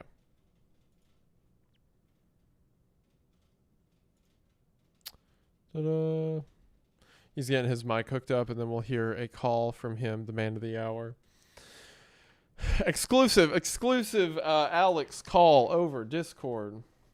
Call with Mandela Catalogue. It took me a lot of interviews and a lot of tries to get it to work.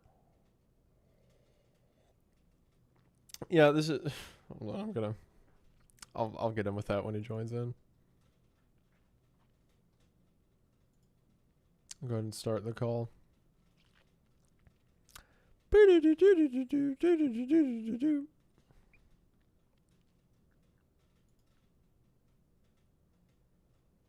Very much so worth the wait. Everything Mandela Catalogue's worth the wait. It's always worth the wait. Never has it been.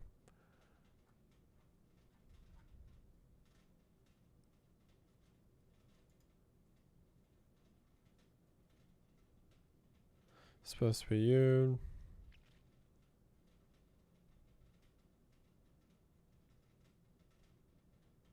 Yeah, I feel like this is all pretty front row. Waiting for an Alex Kister level quality Jurassic Park analog horror. I swear the Jurassic Park analog horrors are so hit and miss, because there's a few I've seen that are cool, but then and that's just part of the Field You Go With online work, but I remember I was trying to find some good ones, and I found one that it was I think it was a recording of a VR game for Jurassic Park, and it was a kid, and by kid I mean 8 years old, who was recording their audio, but you could tell they were trying to be quiet so their parent would get mad. So it's it's a VR of a T-Rex slowly walking towards them, and it's a kid going, oh no, it's a dinosaur, help, oh no, a dinosaur, and it's that. And those get mixed in with all the other Jurassic Park analog cores. I need someone to just weed through all the good ones and just watch those so that my opinion isn't tarnished. Don't get me wrong, that one's good for another reason, but you get my point.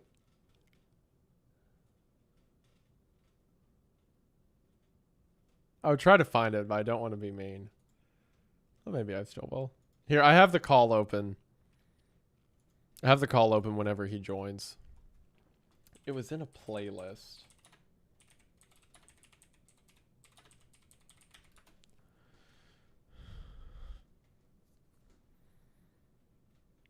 $200 videos. You see what I mean? 200 videos. It's going to be a mixed bag. I'm not going to remember which one it was. It was near the ending.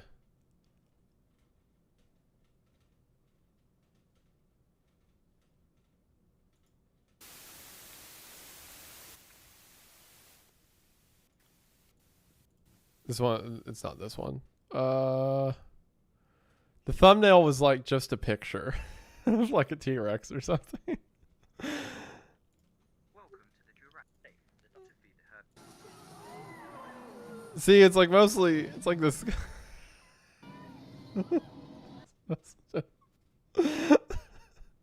So you all have to gatekeep harder. Again, there's some really good ones in here, but that's not what sticks in my memory. Yeah, I'm not gonna be able to find it. Is that Army Man?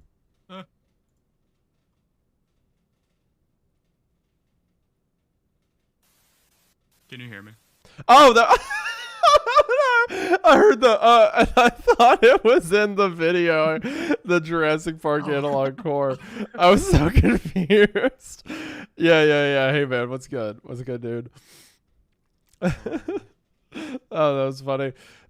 Bro, congratulations, dude. For real. Thank you. You blew shut up. You blew it out of the water. It was so good, dude. Every bit of it was fantastic. I love how you switch up media styles. Gosh, so addictive. Yeah, that's what's so fun for me about doing these. I love just like throwing in it's just like a boiling pot of a million different kinds of media. I think it's so fun. Bro, like going from like claymation to like, because it like I know we've talked about this before on stream and stuff, but like the Sin City vibes of like, I guess you could say like standard Mandela Catalog, and then going from that to like claymation to like these set pieces to the insane work at the end with the alternate Killing Jude, or like quote unquote Killing Jude. Man, so good, dude. So good. Thank you. Oh my goodness. It's ridiculous. Nice. It kills me as always. I mean, you could go back and watch the VOD for the first reactions, but the scenes that gave me a heart attack were this BS. This right here was not a fan of that. Absolutely terrified me. And then the next scene with him, this one, gosh, that was so good with the farmer and like the alternate appearing next to her.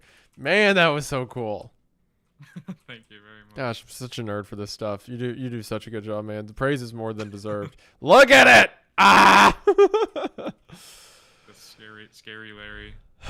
Yeah, scary Larry. For sure. When we were filming at that house, and because like the alternate who like got in the house, his name is N.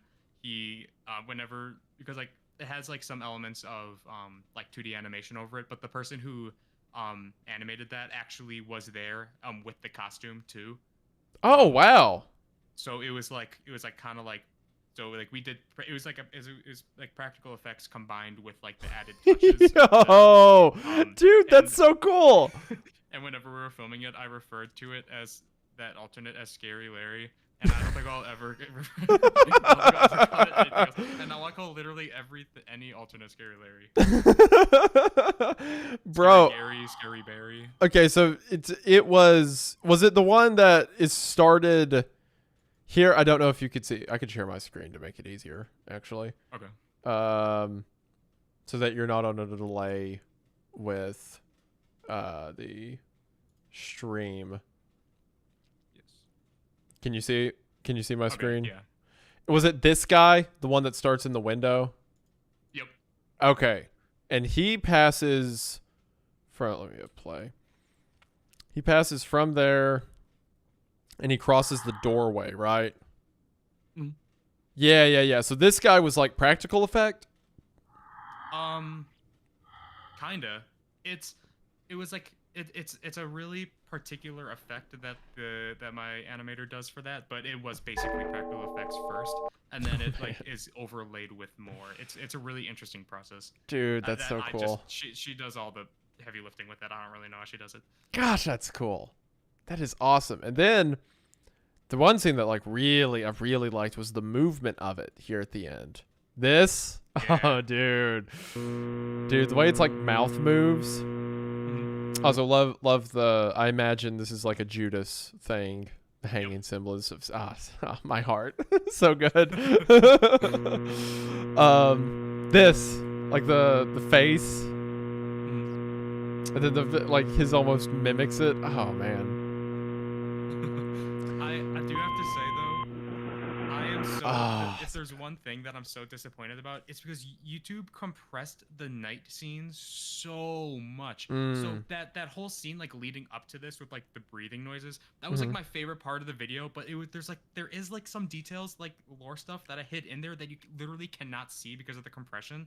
So I'm considering maybe like re-uploading it later today with the in like 4K as close as you can get to that with a video of this quality. But yeah, YouTube's compression's ridiculous. Yeah. Is it this scene you're talking about where like he's being chased through the house? Yeah, there's a part where a clock is shown and there's a certain time that shows up. That's very important. Oh, interesting. It? Go ahead. Whatever you're about to say. Go ahead. And if you, my mom handed me a post-it note saying we can't hear you. Oh, me? Oh, you. Oh, let me crank you up. Oh, yes, my mom is relaying this message to me. Your mom's the goat. Hold on. She's watching it on the TV in the living room. Were you all able to hear him at all before that whole rant? Let me turn you up in Discord call. I'm so awful at doing anything technology. I apologize. I spent the first part of this stream just figuring out how to get my mic to go on both channels. I'm the same way. Whenever I used to stream, I'd become like technology illiterate. Can you guys hear him now? Like with what he just said about him being illiterate, did that work? Finally, I think they're happy. Hello, chat. Hello. Wendigoon chat. Louder. Okay, what did I do wrong? Hold on, let me stop streaming so I can just go here. Oh, okay. Now try saying something. Hello. I am the funny guy from the funny thing, and I made the funny video. Yes, it's him, the funny man. That's what they call me. That's what they call him, the funny man. And I'll turn me down a little bit so you all can crank up the video if need be. All right, everyone says you're good now. Yeah, so basically what he was saying just then is that this section was there was more stuff that could be seen in the background that was important to like the series and whatnot, but because of YouTube compression, it's unable to be seen, basically. Yes. It's a very small detail, but it really ties in a lot together. I can't say what video in the Mandela Catalogue playlist it is very important to, because if I say the thing, it's gonna give it away. Okay. But there's also a video on my channel that has gone through some changes in regards to the thumbnail, title, and description, and the description of that video matters to this video heavily as well. I swear you and your tricks. Okay, hold on. I noticed whenever there was one part of the video where I jokingly like clicked off. I was like, yeah, no, I'm not in. Nope. I'm gonna assume it's this one. Maybe it's the one that now has a red thumbnail and is like cut down, has no name. It might be. Which of these is not like the other? Yeah. Well, do you care if I turn it on right now while you're here? Oh, go ahead. And I would look at the description maybe. All right. This is good advice. JW, a reoccurring dream maybe. JM, yeah, I guess. JW, have you been dealing with much stress lately? JM, little bit. JW, tell me about the dream. JM, it's always the same. It goes like this. I'm in a bedroom and I wake up from someone talking from somewhere in the house. Or sometimes I'll look out of the window and see something outside. Either way, I always feel compelled to walk out of my bedroom and investigate. I would think after having this dream 100 times that I would start to expect it, but I don't. I never want to investigate it and know it, but my body takes control. The walk through the house always makes me feel the worst dread I felt in my life. never been able to remember what happens from that point on. It's all a blur to me. I never wake up in a sweat or screaming. I just don't remember. I only remember the sensation. I am afraid to fall asleep. I would rather, I assume, die. Okay, so shut up. JM's Jude Murray. What was the name of the doctor he called? Hold on. I'm assuming it's him. Yes, it is. Okay, all right, well, save to step. Okay, so so he calls the doctor. That probably is in I'm going to pretend like you're not here as I say this out loud to the void. Okay. That probably is then related to the reference the doc made when he said, "I'm proud of you," after Jude said that he'd be moving, that he'd be getting a different doctor. "I'm proud of you for helping your family." What did Jude do that resulted in there? Because we know that the wheels, so to speak, like the mechanism by which the alternate came into the house and killed them, was Adam watched the TV and had an imaginary friend, and that's what allowed it to slip through. But it's implying that Jude did something to let it in or to start the step, or Jude's culpable in some way. Judas, right? That he's culpable in some way to the betrayal almost. What had he done? Okay, hold on. We're going to watch this. Okay.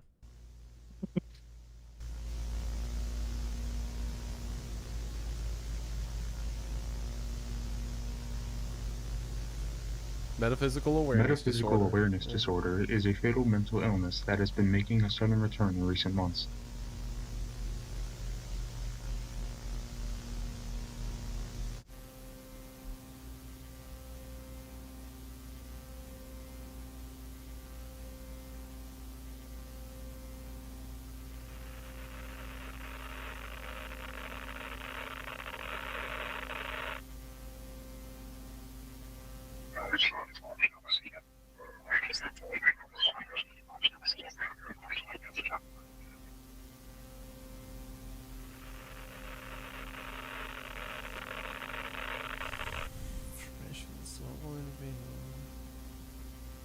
MAD is a result of exposure to verbal information that is not desired to be known. The rate of death by suicides in patients diagnosed with MAD is 97%, but don't worry. The remaining 3% makes it worth trying to reverse the delusion. Okay. I'm aligning all my chakras. Okay, I'll finish up. Avoiding the root causes of metaphysical awareness disorder development is the first step to being safe. First, avoid excessively frequent religious practices. Avoid unnecessary beliefs and philosophical implications. Last but not least, looking after your loved ones is a key factor for maintaining mental stability.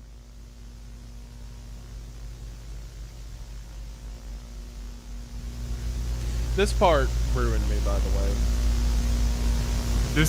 I think this is one of my greatest hits.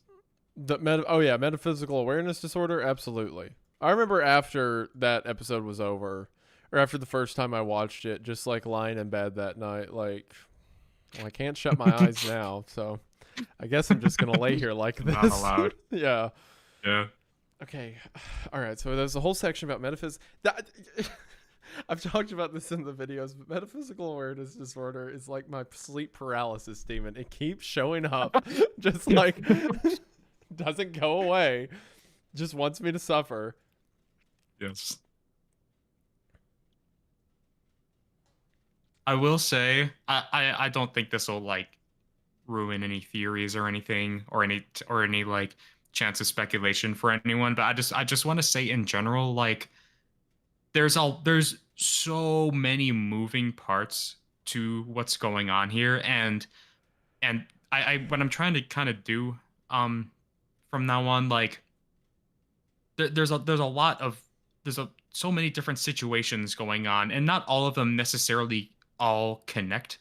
It's like, it's just kind of providing a window into what like kind of like how different alternates kind of function, and kind of like how all these different pieces of the puzzle kind of connect into this grand nightmare in a way. So there is definitely, like, obviously there's like a lot of lore in this video, Right, and like right. there is a lot of like connections to be made, but I'm not always super honed in on like, okay, what is Jonah Marshall gonna do in Mandela Catalogue Now, 300? I've spent the entirety of this episode explaining the nuance of how Adam be understood. Yeah, 100%. I get it. Like, you're not just making a lore plot board with this stuff. You're making an experience, a film. Yeah, that's what I like. Yeah, there's a lot of I did put a lot of effort into like the story and the lore and what happened and stuff, but that at my biggest priority, especially with this video, was just to create like a nightmare as much as I could. This was I knew that, like, I felt like with Volume 4, I was kind of like messing around with the live action stuff because I was like the first time that I was doing that. I felt a lot more confident this time around that I could actually do something more scary with it, because before I didn't really do anything horror related with that, but I felt like I really just wanted to make this feel like, for like particularly the later live action parts of this, I wanted it to feel like if you like just woke up in the middle of the night and like your TV's on and like this is just on the TV and it doesn't really make any sense and like it's just horrible. it's like the most awful thing. I don't know. I just like that kind of vibe where the whole entire thing just feels like a nightmare in itself and it doesn't really make any sense, but it still does to like people who, you know, are a little familiar with the series and stuff. But yeah, I don't know. No, I agree. Like, a lot of the times what's more important than just like fulfilling theories and stuff like that is just going back to why, you know, it's enjoyable in the first place, the experience of it all. Because like, you could have never addressed Jude Murray, and most people like myself would just assume like, oh, well, he's dead, you know, like, yeah, he died in that house. But because you go back and do it and like say, well, he actually went down this route, it allows for a new interesting avenue, a new way to tell scary stories, basically, right? Which is at the core of the point of the show. Because I felt too, like you said, there's definitely lore here, but this wasn't an episode to be like, and now we get the stunning conclusion to the question you've all been what, you know, like it's meant to be good horror, which it is. It exceeds that. And again, I feel like it'll kind of always be in this kind of realm of stuff. I really don't think that people should expect like an Avengers Endgame Mandela Catalogue video, or like where like there's like the grand question of what Gabriel's plan is. Actually, this video, if there's one video so far that shows what Gabriel's plan is, it's this one the most. You just kind of have to like, I just don't want to put it out there, but like you can definitely kind of tell. Like, I just want to give little hints every now and then, kind of all the time. I feel like it'll kind of always be like that.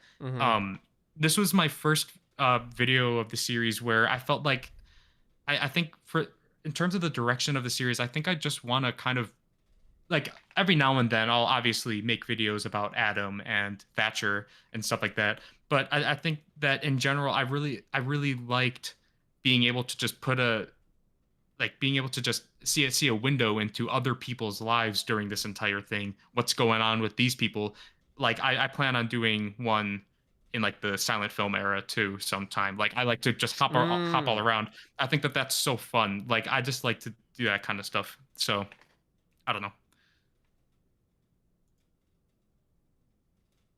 Did you just, everyone in chat's yelling at me 238 this video. This has been on the channel a while though, right? Yeah. Hold on, was this there a second ago? Did you just unprivate this?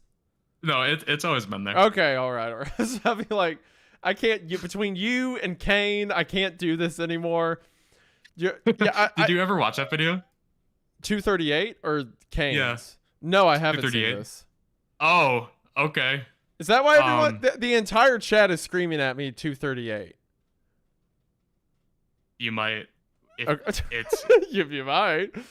I will say though, if you do watch it, I did get a copyright, not strike, but I did get a claim on it I don't That's know fine. how you want to. I don't mind. So Okay. On the when I do like a highlight thing or whatever, I'll take it out. Just so you all know, the reason that you can't view the live chat when you rewatch these VODs is because of copyrighted material in there and stuff like that. Because whenever you cut out a segment, it like gets rid of that. But I don't care. It's just a live stream. So I'm going to watch it. But there's something else I was going to say about... Oh, what I do love, and I think personally, even as someone who makes, lore videos about the Mandela Catalogue, what I do think is more important is like kind of, like I said, the messaging almost about it, right? I think everything to do with the shepherd and the lamb, and that's comparison to Jude and Adam and all that, is one of the coolest things so far. Like that kind of like purpose getting across with the media beyond just the scares is excellent. It's so good. It's so good. Thank you. And I loved it too. Every piece of this was so good. It was so good. Thank you. Yeah, Jack Williamson, JW. Gotcha. Makes sense. Yeah. All right. Yeah, I'll watch 2:30. While you do this, I'm gonna get some pizza real quick. I'll be right back. Okay, cool. Sounds good.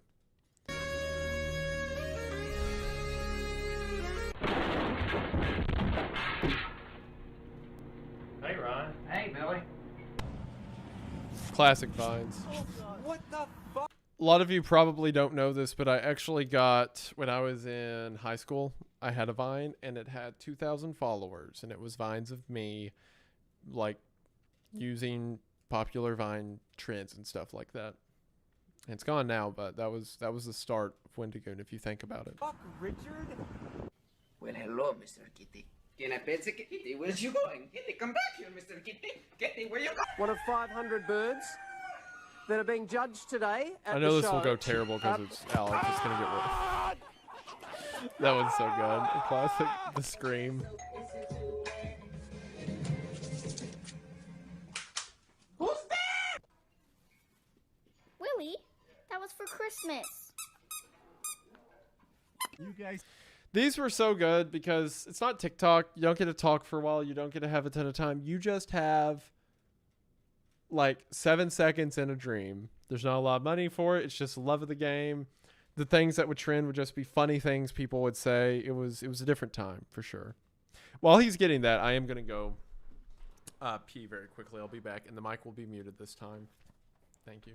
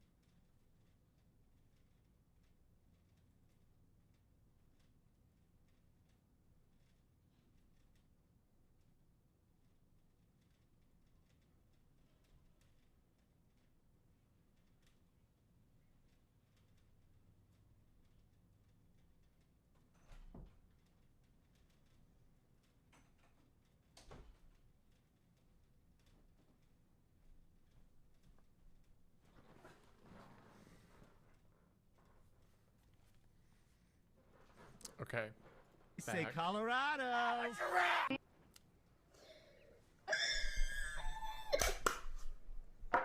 Everything's Someone tuning in right now. Who's is the gonna be hottest so Uber driver confused. you've ever had? I never went to Uber driver.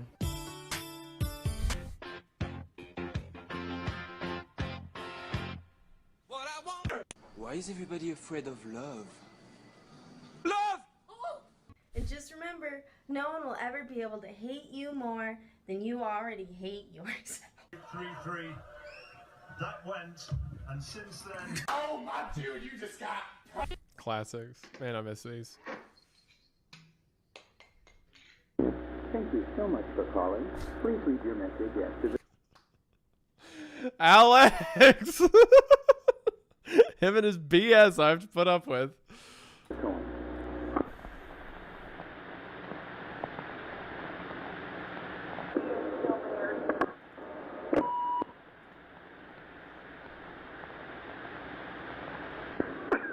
Well, you could be bothered with it, but they're saying that here on our radio stations that central Wisconsin's getting all kinds of tornadoes. And, well, you know what? That around Madison and stuff, they're predicting it's going to get worse up by Milwaukee, Jefferson County and stuff. Yeah. They probably will get a hell of a lot more than we do because it'll go off to the lake. But right now, it's for the southern part of Portage County, and we are more or less up in the north. They probably will get a hell of a lot more than we do because it'll go off to the lake. But right now, it's for the southern part of Portage County, and we are more or less up in the north. Yeah. So it's really not bad. We've had some really heavy rain. I mean, it really came down like good. I don't know how much we got, but we got a lot of rain. And it's not been that disastrous, although when the sirens did go off, I brought the door open down to the basement. Yeah, well, you can't mess with that. No, we're in the basement. In fact, I just wrote through a note today and made a list of the pictures. Oh, okay, good. And set the check, and whatever the postage and the tax will be, I have no idea. So I'll send you an additional check for that, whenever you find out what it is. But I think when I find out how to keep it on and do it as soon as I can. Yeah, well, I love this vine. No big thing. Man, you scared me to death, Jesus. This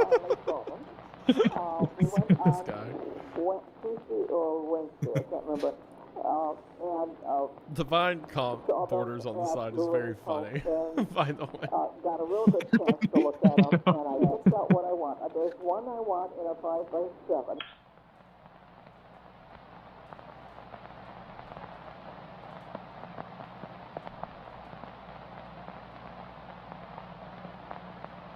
Yeah, I never clicked on this one because I assumed it was just like a solo project or something, and I'd watch it at some future point. But I should have known the black and white, the house is Mandela County.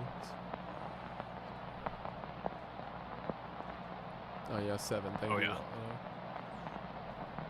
By the way, if I ever stop talking suddenly, it's because my mic keeps like disconnecting from Discord like over and over again. So I'm not ignoring you. If that happens, I'll tell you. Okay, gotcha. For a second, I didn't realize the camera was a low perspective. I thought that was just a really big chair. A butterfly? What am I... what do I do with this? That's not... Oh, it's not on the Department of Temporal Phenomena, I don't think. Has everything to do with them.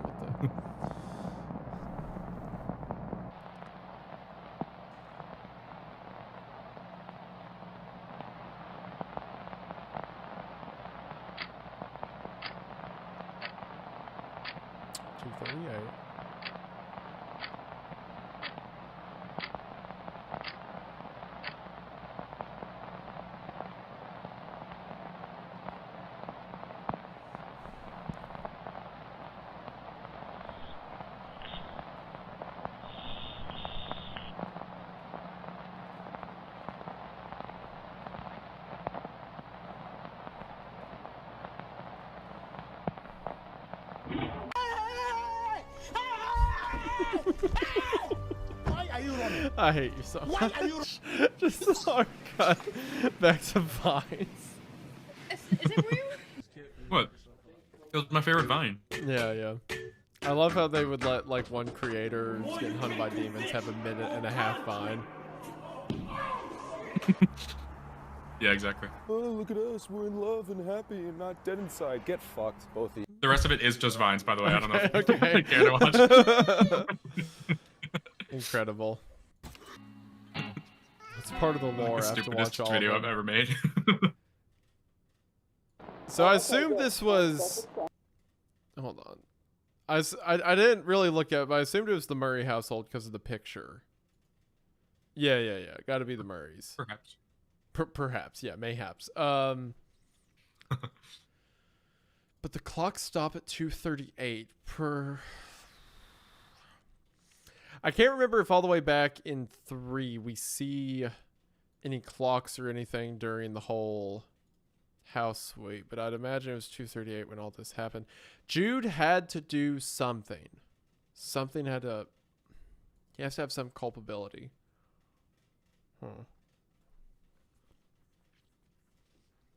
Anything else of it? Yeah, does 238 have like is it a reference to something? Like, is it a biblical reference perhaps? No. Okay. It's just my own little silly idea. Okay, gotcha. Because Luke chapter 2 is the chapter in the Bible about the nativity story. So I'm like, oh, that's interesting. What about Luke 2:38 is out of curiosity? It may not have 38 verses, but that'd be crazy if it was like the unto you is born this day. Yeah, it's like matches up perfectly. Yeah, Oh yeah, I guess that's canon. Yeah, I meant that. Yeah, duh. Like, yeah, of course. And she, coming in that instant, gave thanks likewise unto the Lord, and spake of him to all them that looked for redemption in Jerusalem. Sure. I mean, you gotta. If you tilt your head and think about it, yeah, why not? Yeah. Trying to think. Chat. Anything else? Adam's birth shows up. He's born. Yeah, TikTok horror. That's the next phase of analog horror. Dude, I'll do it. I'll think of something. 7-second videos. Here we go. I already know that, like, at some point I'm gonna get around to doing, whether it's Mandela Catalogue or not, I'm gonna get around to doing like the Gen Z kind of like modern day technology, like internet horror stuff. That's like parallel to like analog and digital horror, but you know. Jude Sin's calling the replacement service. I don't know about that because I feel like this all happens post 333. Yes, this is all after. Yeah, this is all right after 333. Hints at opening with this. So I don't think the sin would be calling for the replacement service. It's again, the shepherd prayed for forgiveness for the sheep. It has to be something that Jude did regarding Adam. It has to be. Man, gosh, this is so good. I'm going to be thinking about it. I'm going to be theorizing about it. Man, I like seeing stuff from the Department of Temporal Phenomena because they've been referenced a lot, but we haven't seen a ton of their, like, you know, like day-to-day actions, right? Yeah. Yeah, that was the first time that, like, we actually see more stuff from them. I thought that was kind of fun. And it seems like they're kind of acting as, like, a intelligence agency almost. Right, yeah. Which would make sense. I'm trying to think if I do... Man, this was so good. Thank you. I love everything to do with the shepherd and Gabriel and stuff. I see what you mean, but we see Gabriel's playing more than anything. Oh, the part I really thought the most lore-ish part to me was this whole part with the same. The angel fooled them. Gosh, that was so good. So we see like the demented version of Luke chapter 2, basically. But there was more work to be done. And trust no. This was so interesting. It's like he has to fool so many more. You still have the choice of which way you go, regardless. You don't have to give in to the deception. Which, like, my whole question's been, what does following the shepherd mean? Who is the shepherd? What does that mean? But now, off of this conversation, I get the idea that maybe following the shepherd could be as simple as realizing the deception. That is it. Okay, yes!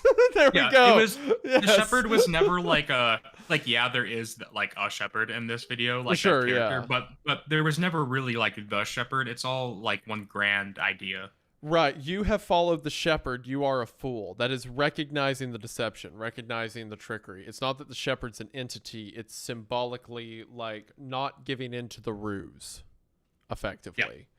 Yep. Yes. Finally, something. But no, that makes a lot of sense because Adam, like, even if he didn't see the full lengths of it in volume 2, because I don't think he really did till volume 4, until he has a conversation with the alternate through the computer screen.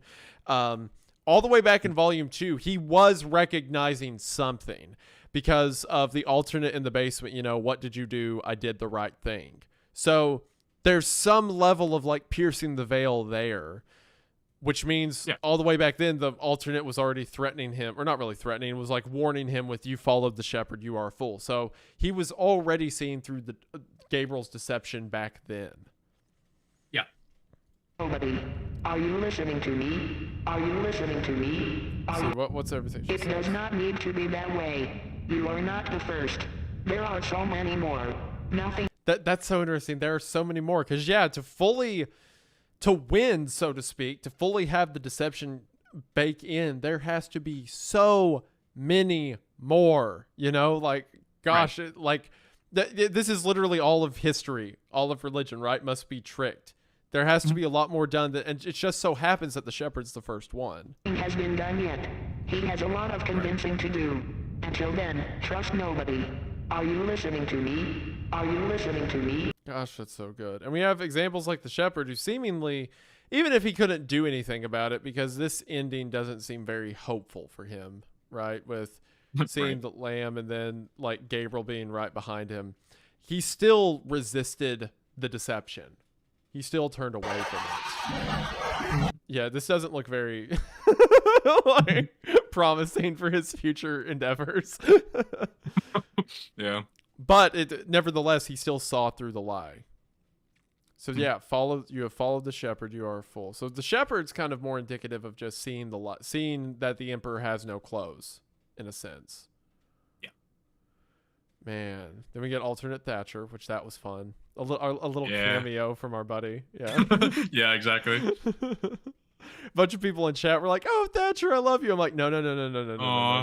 Thatcher's back, guys. Yeah, guys. And he loves everyone, and he wants to make sure everybody's safe. Yeah, it's Thatcher. He just wants to come inside. He just wants to talk. Nothing else. Yep. And he's like horribly tall, and he has a weird low frame rate. He's also weirdly blurry and entirely blacked out. Yeah. Yeah. Nothing. No, don't worry about it. He also speaks like a text-to-speech program where every word has a different cadence. It's okay here. Exactly. Yeah. We're just doing routine checkups around town. It's a requirement from the state. Yeah, it's also funny to imagine that like a day after Weaver's dead, he's hiding in the police station. He's like, I've got to do those checkups. I gotta go to the scary, weird house in the middle of the field that literally has no registration or anything. I keep putting off. I can't keep missing this. I have to go to that house. I gotta just get it done. Keep putting it off. You know, say what you want. Maybe I'm not making a lot of money, but this is the kind of thing the company looks for. You know, someone when it comes promotion season, this is the kind of go get 'em attitude that moves you places. Yep. No, this was okay. So that it's supposed to be. I'm not fishing for answers either. I'm just kind of talking out loud. It was supposed to be you is interesting because it could mean that he was just supposed to die with his family, which makes sense. It could mean that maybe he was supposed to die in place of Adam or Lynn, or it could mean that he was supposed to be the alternate, because I feel, I don't know how true that is, that last one, because we see in volume 3 or 333 that the alternates were kind of geared towards children, the whole imaginary friend thing, stuff like that. So maybe not necessarily that he was supposed to be the alternate. And it seems like the alternate's plan was to effectively lay out sleeper cells around the area all the way to 2009, right? Like, you know, don't make me wake the others. Like, you know, there's been other plants as well.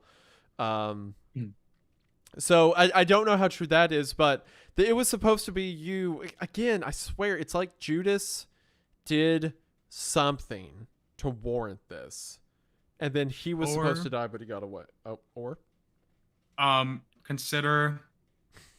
let me see. How am I going to word this? Consider the following. Consider... You were onto something before.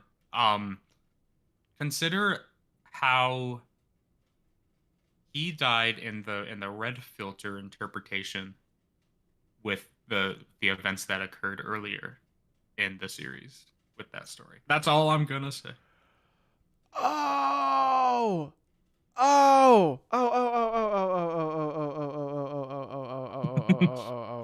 Where is it?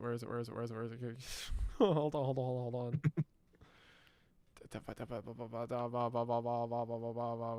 Wait, no, not here. Wrong one. Yeah, there we go. Yeah. there it is. Yep. Yep. You know, I know, we all know. Yeah. Yep. Whee! Yay! Celebration. But yeah, no, that makes sense. So he was supposed to be the one to take his life and do that. But instead, it was Lynn who did it. Maybe Judas's sin was that he cowarded out of that and allowed his wife to take his place. Maybe. Because this was supposed to be him. Because, like, I'm trying to remember. We, in 333, we see chat's like, yippee! Yay! She did it! We did it, gang! Look. Because we get the phone call of, like, does he look like someone you know? No, I've never seen this man. That doesn't make sense. And then Davis goes there. You hear that, right? We never see anything about Jude. We see her feet hanging. 10:56. Everyone else fucking left. Poor Thatcher, man. He's. I know. Gosh, I hate that. The feet slapping on the floor. Oldest jerk in the book. Yeah. We never see anything about Jude. He just disappears. So. Yeah. What? I have never seen anyone in my life. Jude leaves. Immediately calls this whole, like, effectively the vacuum cleaners from Breaking Bad. Yeah, that was literally the exact thing I had in mind. I'm not kidding. Okay, yeah. I need a Hoover Vac H23 Max. Yeah. He calls them to get away, and then he doesn't. Down hyperactivity in the brain. This was very funny, by the way. Yeah, he gets to the safe house. This was very funny. You cowering in the corner. I'm like a scared cat. I'm like the pet store commercials. There's one like face trying to guilt trip you. Irrational fear. There's one face that cracks me up so hard. Maybe you saw something you can't forget. Now. It's so good. It's so good. There is a solution. This also this whole pill also interests me. I was talking about it to chat, but we really get, most of the time, we get a very personal view of what's going on in the world of the Mandela Catalogue, but the consequences of it are unfathomable on, like, a worldwide scale, right? Yeah. Of, like, the alternate invasion of religion being changed and stuff like that. So it's interesting to see, like, effects of it like this, like the pill. Irrational fear are treated as a result. Irrational fear.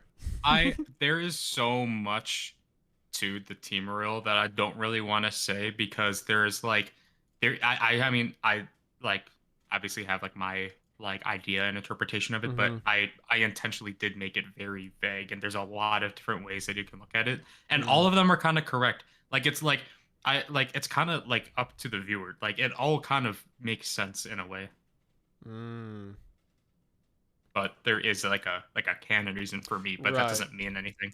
Does Temeril, is the name hold any significance? Yes, it does, and Farazepam does too. I did all my research on like how people like name drugs and stuff. How they name them and stuff like that. Because hold on,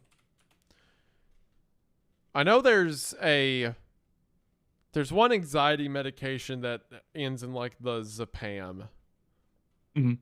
Lorazepam. Yeah, that one. Para drug. You don't have to, if I'm saying stuff out loud and you don't want to answer, you don't have to. But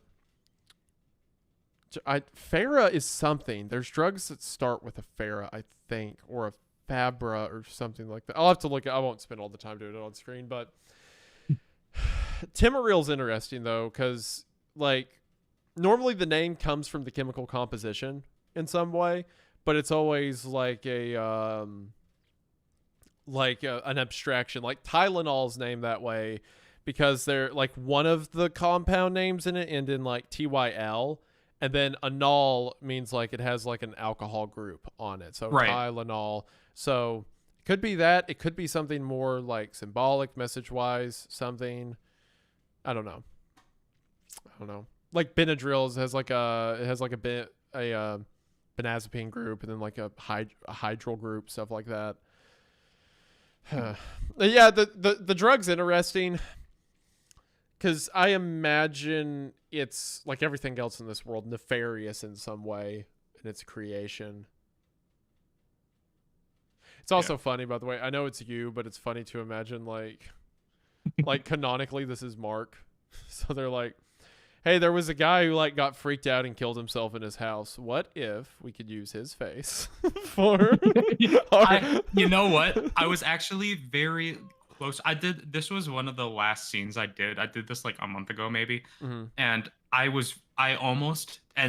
think that this actually would have been a cooler and better thing, but I did consider having a live recreation of Mark shooting at the door like and stuff. And it's like the most awful, messed up thing ever that's being used in this commercial. But I would have to shave my beard and my mustache and like redo my hair. And I could not do that. I could not look like that anymore. So I didn't do it. It's Mark. It's Mark about like he puts really the funny. gun to his head and pulls the trigger and it clicks. And it's like, what if there was another way? What if... Yeah, exactly. He shoots himself and the pill flies out of the barrel instead. Like it's a pill gun. And the alternate like opens the door and they like shake hands and like he gives him the pills and stuff. Yeah, yeah, exactly. Oh gosh, poor Mark. A solution. Who have I been praying to? Timaril, of course, the new fancy pill. They're gonna... Oh man, I'm trying to... There's no turning back once you step into that car. There was something here. I'll be able to transfer your prescription and you can do it.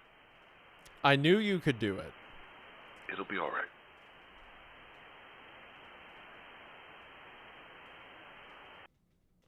Yeah, so like, I knew you could do it. It would be all right. It's putting some of the responsibility onto Jude as to everything that happened with him. Again, like you said, not like you said, like I determined by clues hinted to me, he was supposed to be the one in place of Lynn. But the therapist wouldn't know that. The doctor wouldn't know that unless he's also an alternate, which I don't think is being implied. So that phrasing about I knew you could do it, I'm proud of you, it has to be like, maybe it's like saying, oh, you're taking initiative with your son, that's good. Or maybe getting away from the house is good, or something like that. I don't know. Yeah, you're onto something there. Oh, about getting away from the house? I'll leave that up to you. Okay, yeah. All right. See, I didn't think there was significance to the house, but the house does show up a lot. Maybe there is. Maybe there is something there. I know, I can also tell, like, I'm not saying this in a braggy way, but normally when I watch a series, like a YouTube series, I can kind of feel, even if I don't know everything yet, I can kind of feel out like, okay, yeah, I have all the pieces of the puzzle, or there's like something missing. And I know, like, I feel like a lot of the pieces are pretty well defined in Mandela, but I can also tell there's some stopgaps I don't have yet. Yeah. Like the house, stuff like that. That's just because the series is still ongoing. But yeah, the whole I'm proud of you when he said he was moving, that flipped my radar a bit. I was like, that was a weird way to say that, you know? Yeah. I love this shot, by the way. This is so good. Like the framing, like the house, and it's Thank you. I was so proud of that. It looks good. Looks really good. Is this like a set, or is this like the actual house you were filming at? This is, I can't really say how I found this house for safety reasons, but it was, I did find it somehow, and it's just the way your camera is positioned here, it makes it look like a dollhouse. Yeah, which works very well. But I understand, like, if this is a physical house, then it takes a lot to like get a camera up here to like get the shot right and everything. But no, it looks fantastic. It looks like, it reminds me of Hereditary. That was one of my huge inspirations for this. Hereditary, The Lighthouse, Skinamarink. Yep. I was so Skinamarink pilled when I was making this. Oh my god. Skinamarink good, man. It's so good. I feel like that goes both ways, though.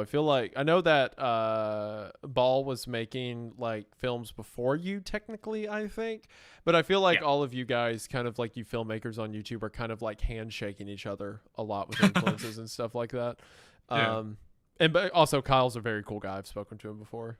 He's neat. Yeah, me too. But yeah, like this feels very Skinamarink. The dollhouse imagery also works well. Because, so like the whole thing, the dollhouse imagery in Hereditary works because the family is victims of the cult, right? It's like they're their playthings. They can move around. Like, they were never going to win. There was never a scenario where the family gets out, right?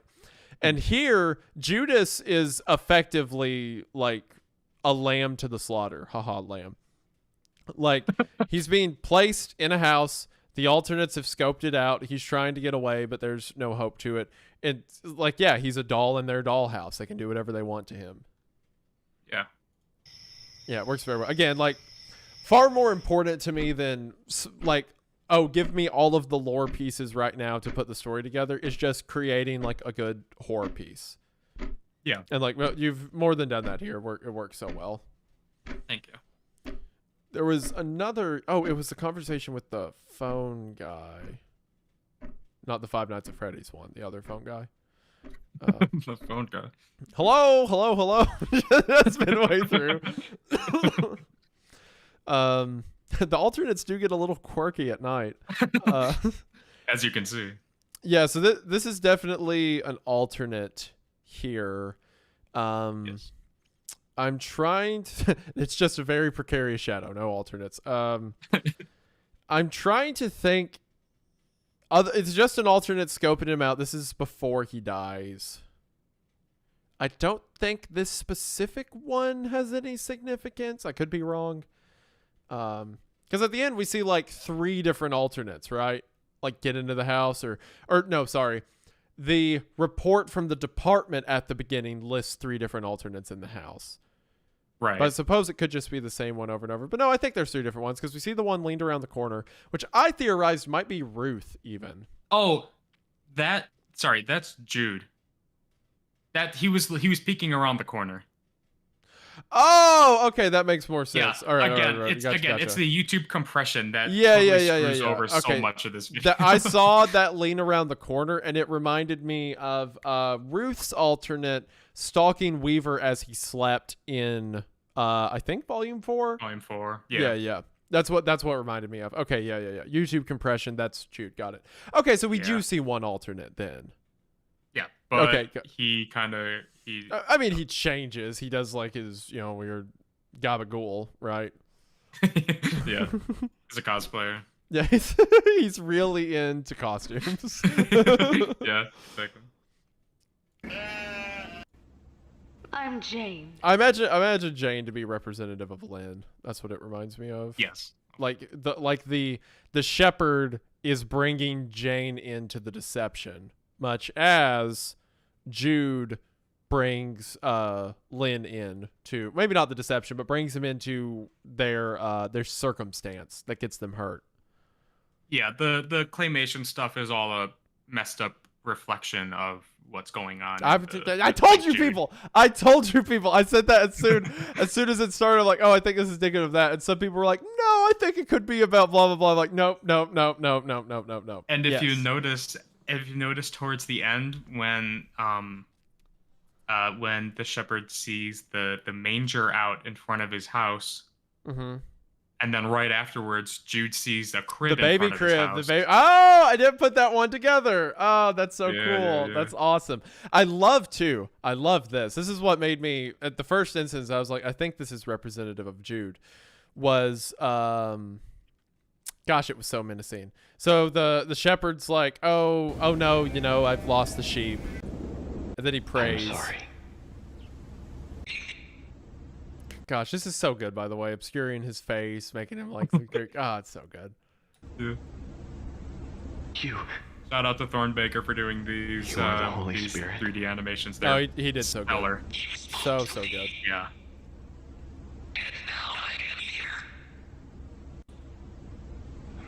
My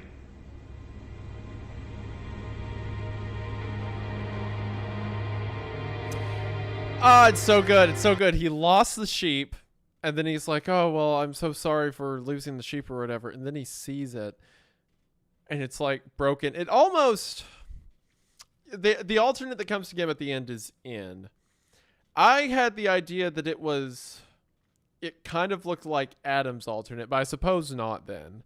Because at the end, when the alternate comes to kill him, to me, it was kind of indicative of the shepherd here seeing his sheep before him. Because, of course, the sheep's representative of Adam, right? Like, oh, I've lost my son, but here it is. And it's just, it's totally fine, and don't look at it too hard. There's definitely nothing wrong with the sheep. Yeah. But I also love the symbolism of Adam being the sheep, because at least to me, it's like the only hope really the world has is through Adam, because he is one of them, but his perception has so changed and different. I mean, really, Presto like drives that home with him talking to Thatcher, right? The only way humanity has any chance is through the alternates themselves, through Adam. So in a way, Adam is sort of the chosen one. He is the savior figure of the story, potentially. And he is set up for that position by Judas, similar to the Bible, represented as a lamb, as with the Bible. There's a lot. I really like the cross-pollination, sort of different themes pushing towards each other, between biblical stuff, between the shepherd story, between the Jude story, between the modern. It works so well. Yeah, thank you. There's something said, this whole conversation that he calls, sees the alternate downstairs, sees Jane. What is the matter with my little one? Oh my, it is beautiful. This is funny because it implies that like something was wrong with Adam, and Lynn was like, I don't know, you're the dad, you figure it out. She's grow up, idiot. Beautiful, my friend. You are truly blessed. I must get back to work. Me. See my animals. Okay, so this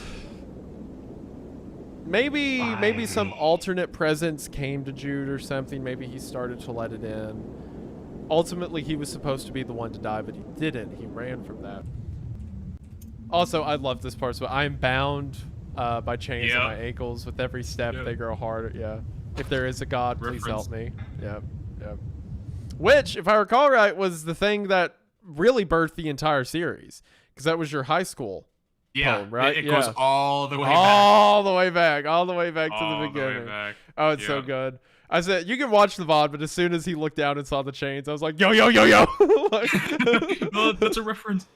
I understood that reference. Oh, it's a biblical Jesus dethroned by the powers of the devil reference. Yeah. How do I know you are holy? Such a good quote. Such a good quote. Such a good quote. Because like all of these entities are beyond, humanity in every sense, right? Like be it Gabriel, be it the false Gabriel, or be it, the true Gabriel God, whatever. It's all inconceivable to humanity, right? And to be at kind of this crossroads between the good and the bad. How do I know you are holy? Ah, man, so good. It really goes back to like the core conflict of the story of like, how does humanity best impossible odds, right? Does it even matter if it's good or bad? We're not stopping it either way, like, oh man.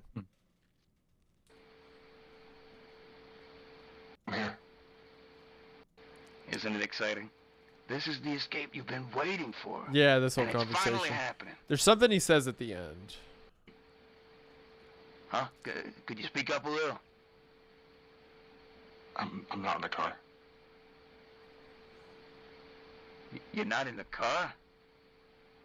I like how the voice of the guy on the other end of the phone is like a 1920s mob boss too. Like I told the voice actor, for reference, I said Uncle Jack from Breaking Bad also. Good. Yeah. What the hell happened? Did you forget you were being picked up? No. Listen. I didn't forget. I just couldn't. You couldn't what? Use your words. There was someone at the door.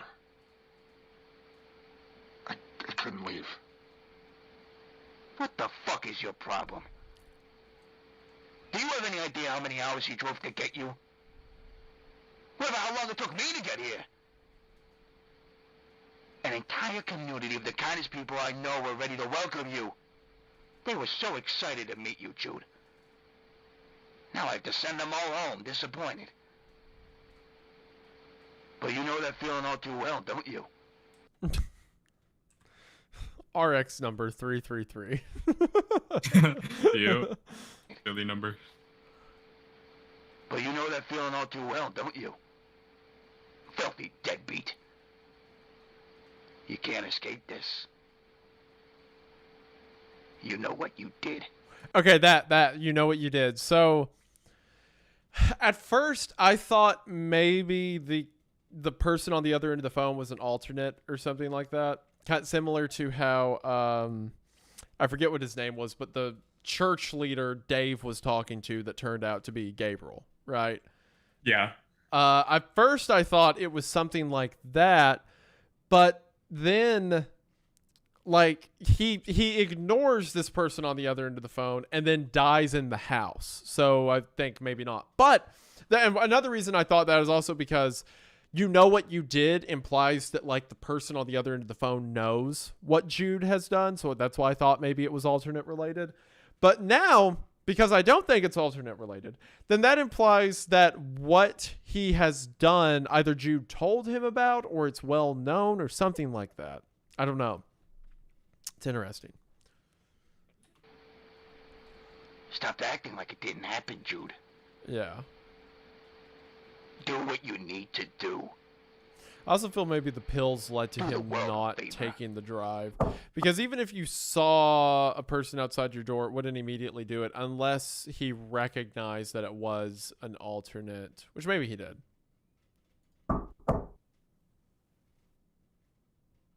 Or no, that comes right after. Actually, you know what? This reminds me. I'm gonna go get started on the actual subtitles for this video, so I'm probably gonna hop off. Okay. Gotcha. I'm about to get off too in a second. I was supposed to have more stuff to do, but I got so interested. Yeah, basically, dude, incredible work. Incredible Thank work. you. You killed it, dude. Loved it. Love Thank it. you. Love it. I appreciate that very much. I'll watch the VOD later. Cool. Very cool, my man. Thank you. Thank you for doing what you're doing. It means a lot. You're the best, dude. Thank you. You too. Okay. Bye-bye. Bye, chat. Bye-bye. Bye-bye. There might be scary Larry in your house tonight, and everything might turn red during your sleep paralysis. I don't know. Have fun. Bye-bye. Only us lucky few. See you, man.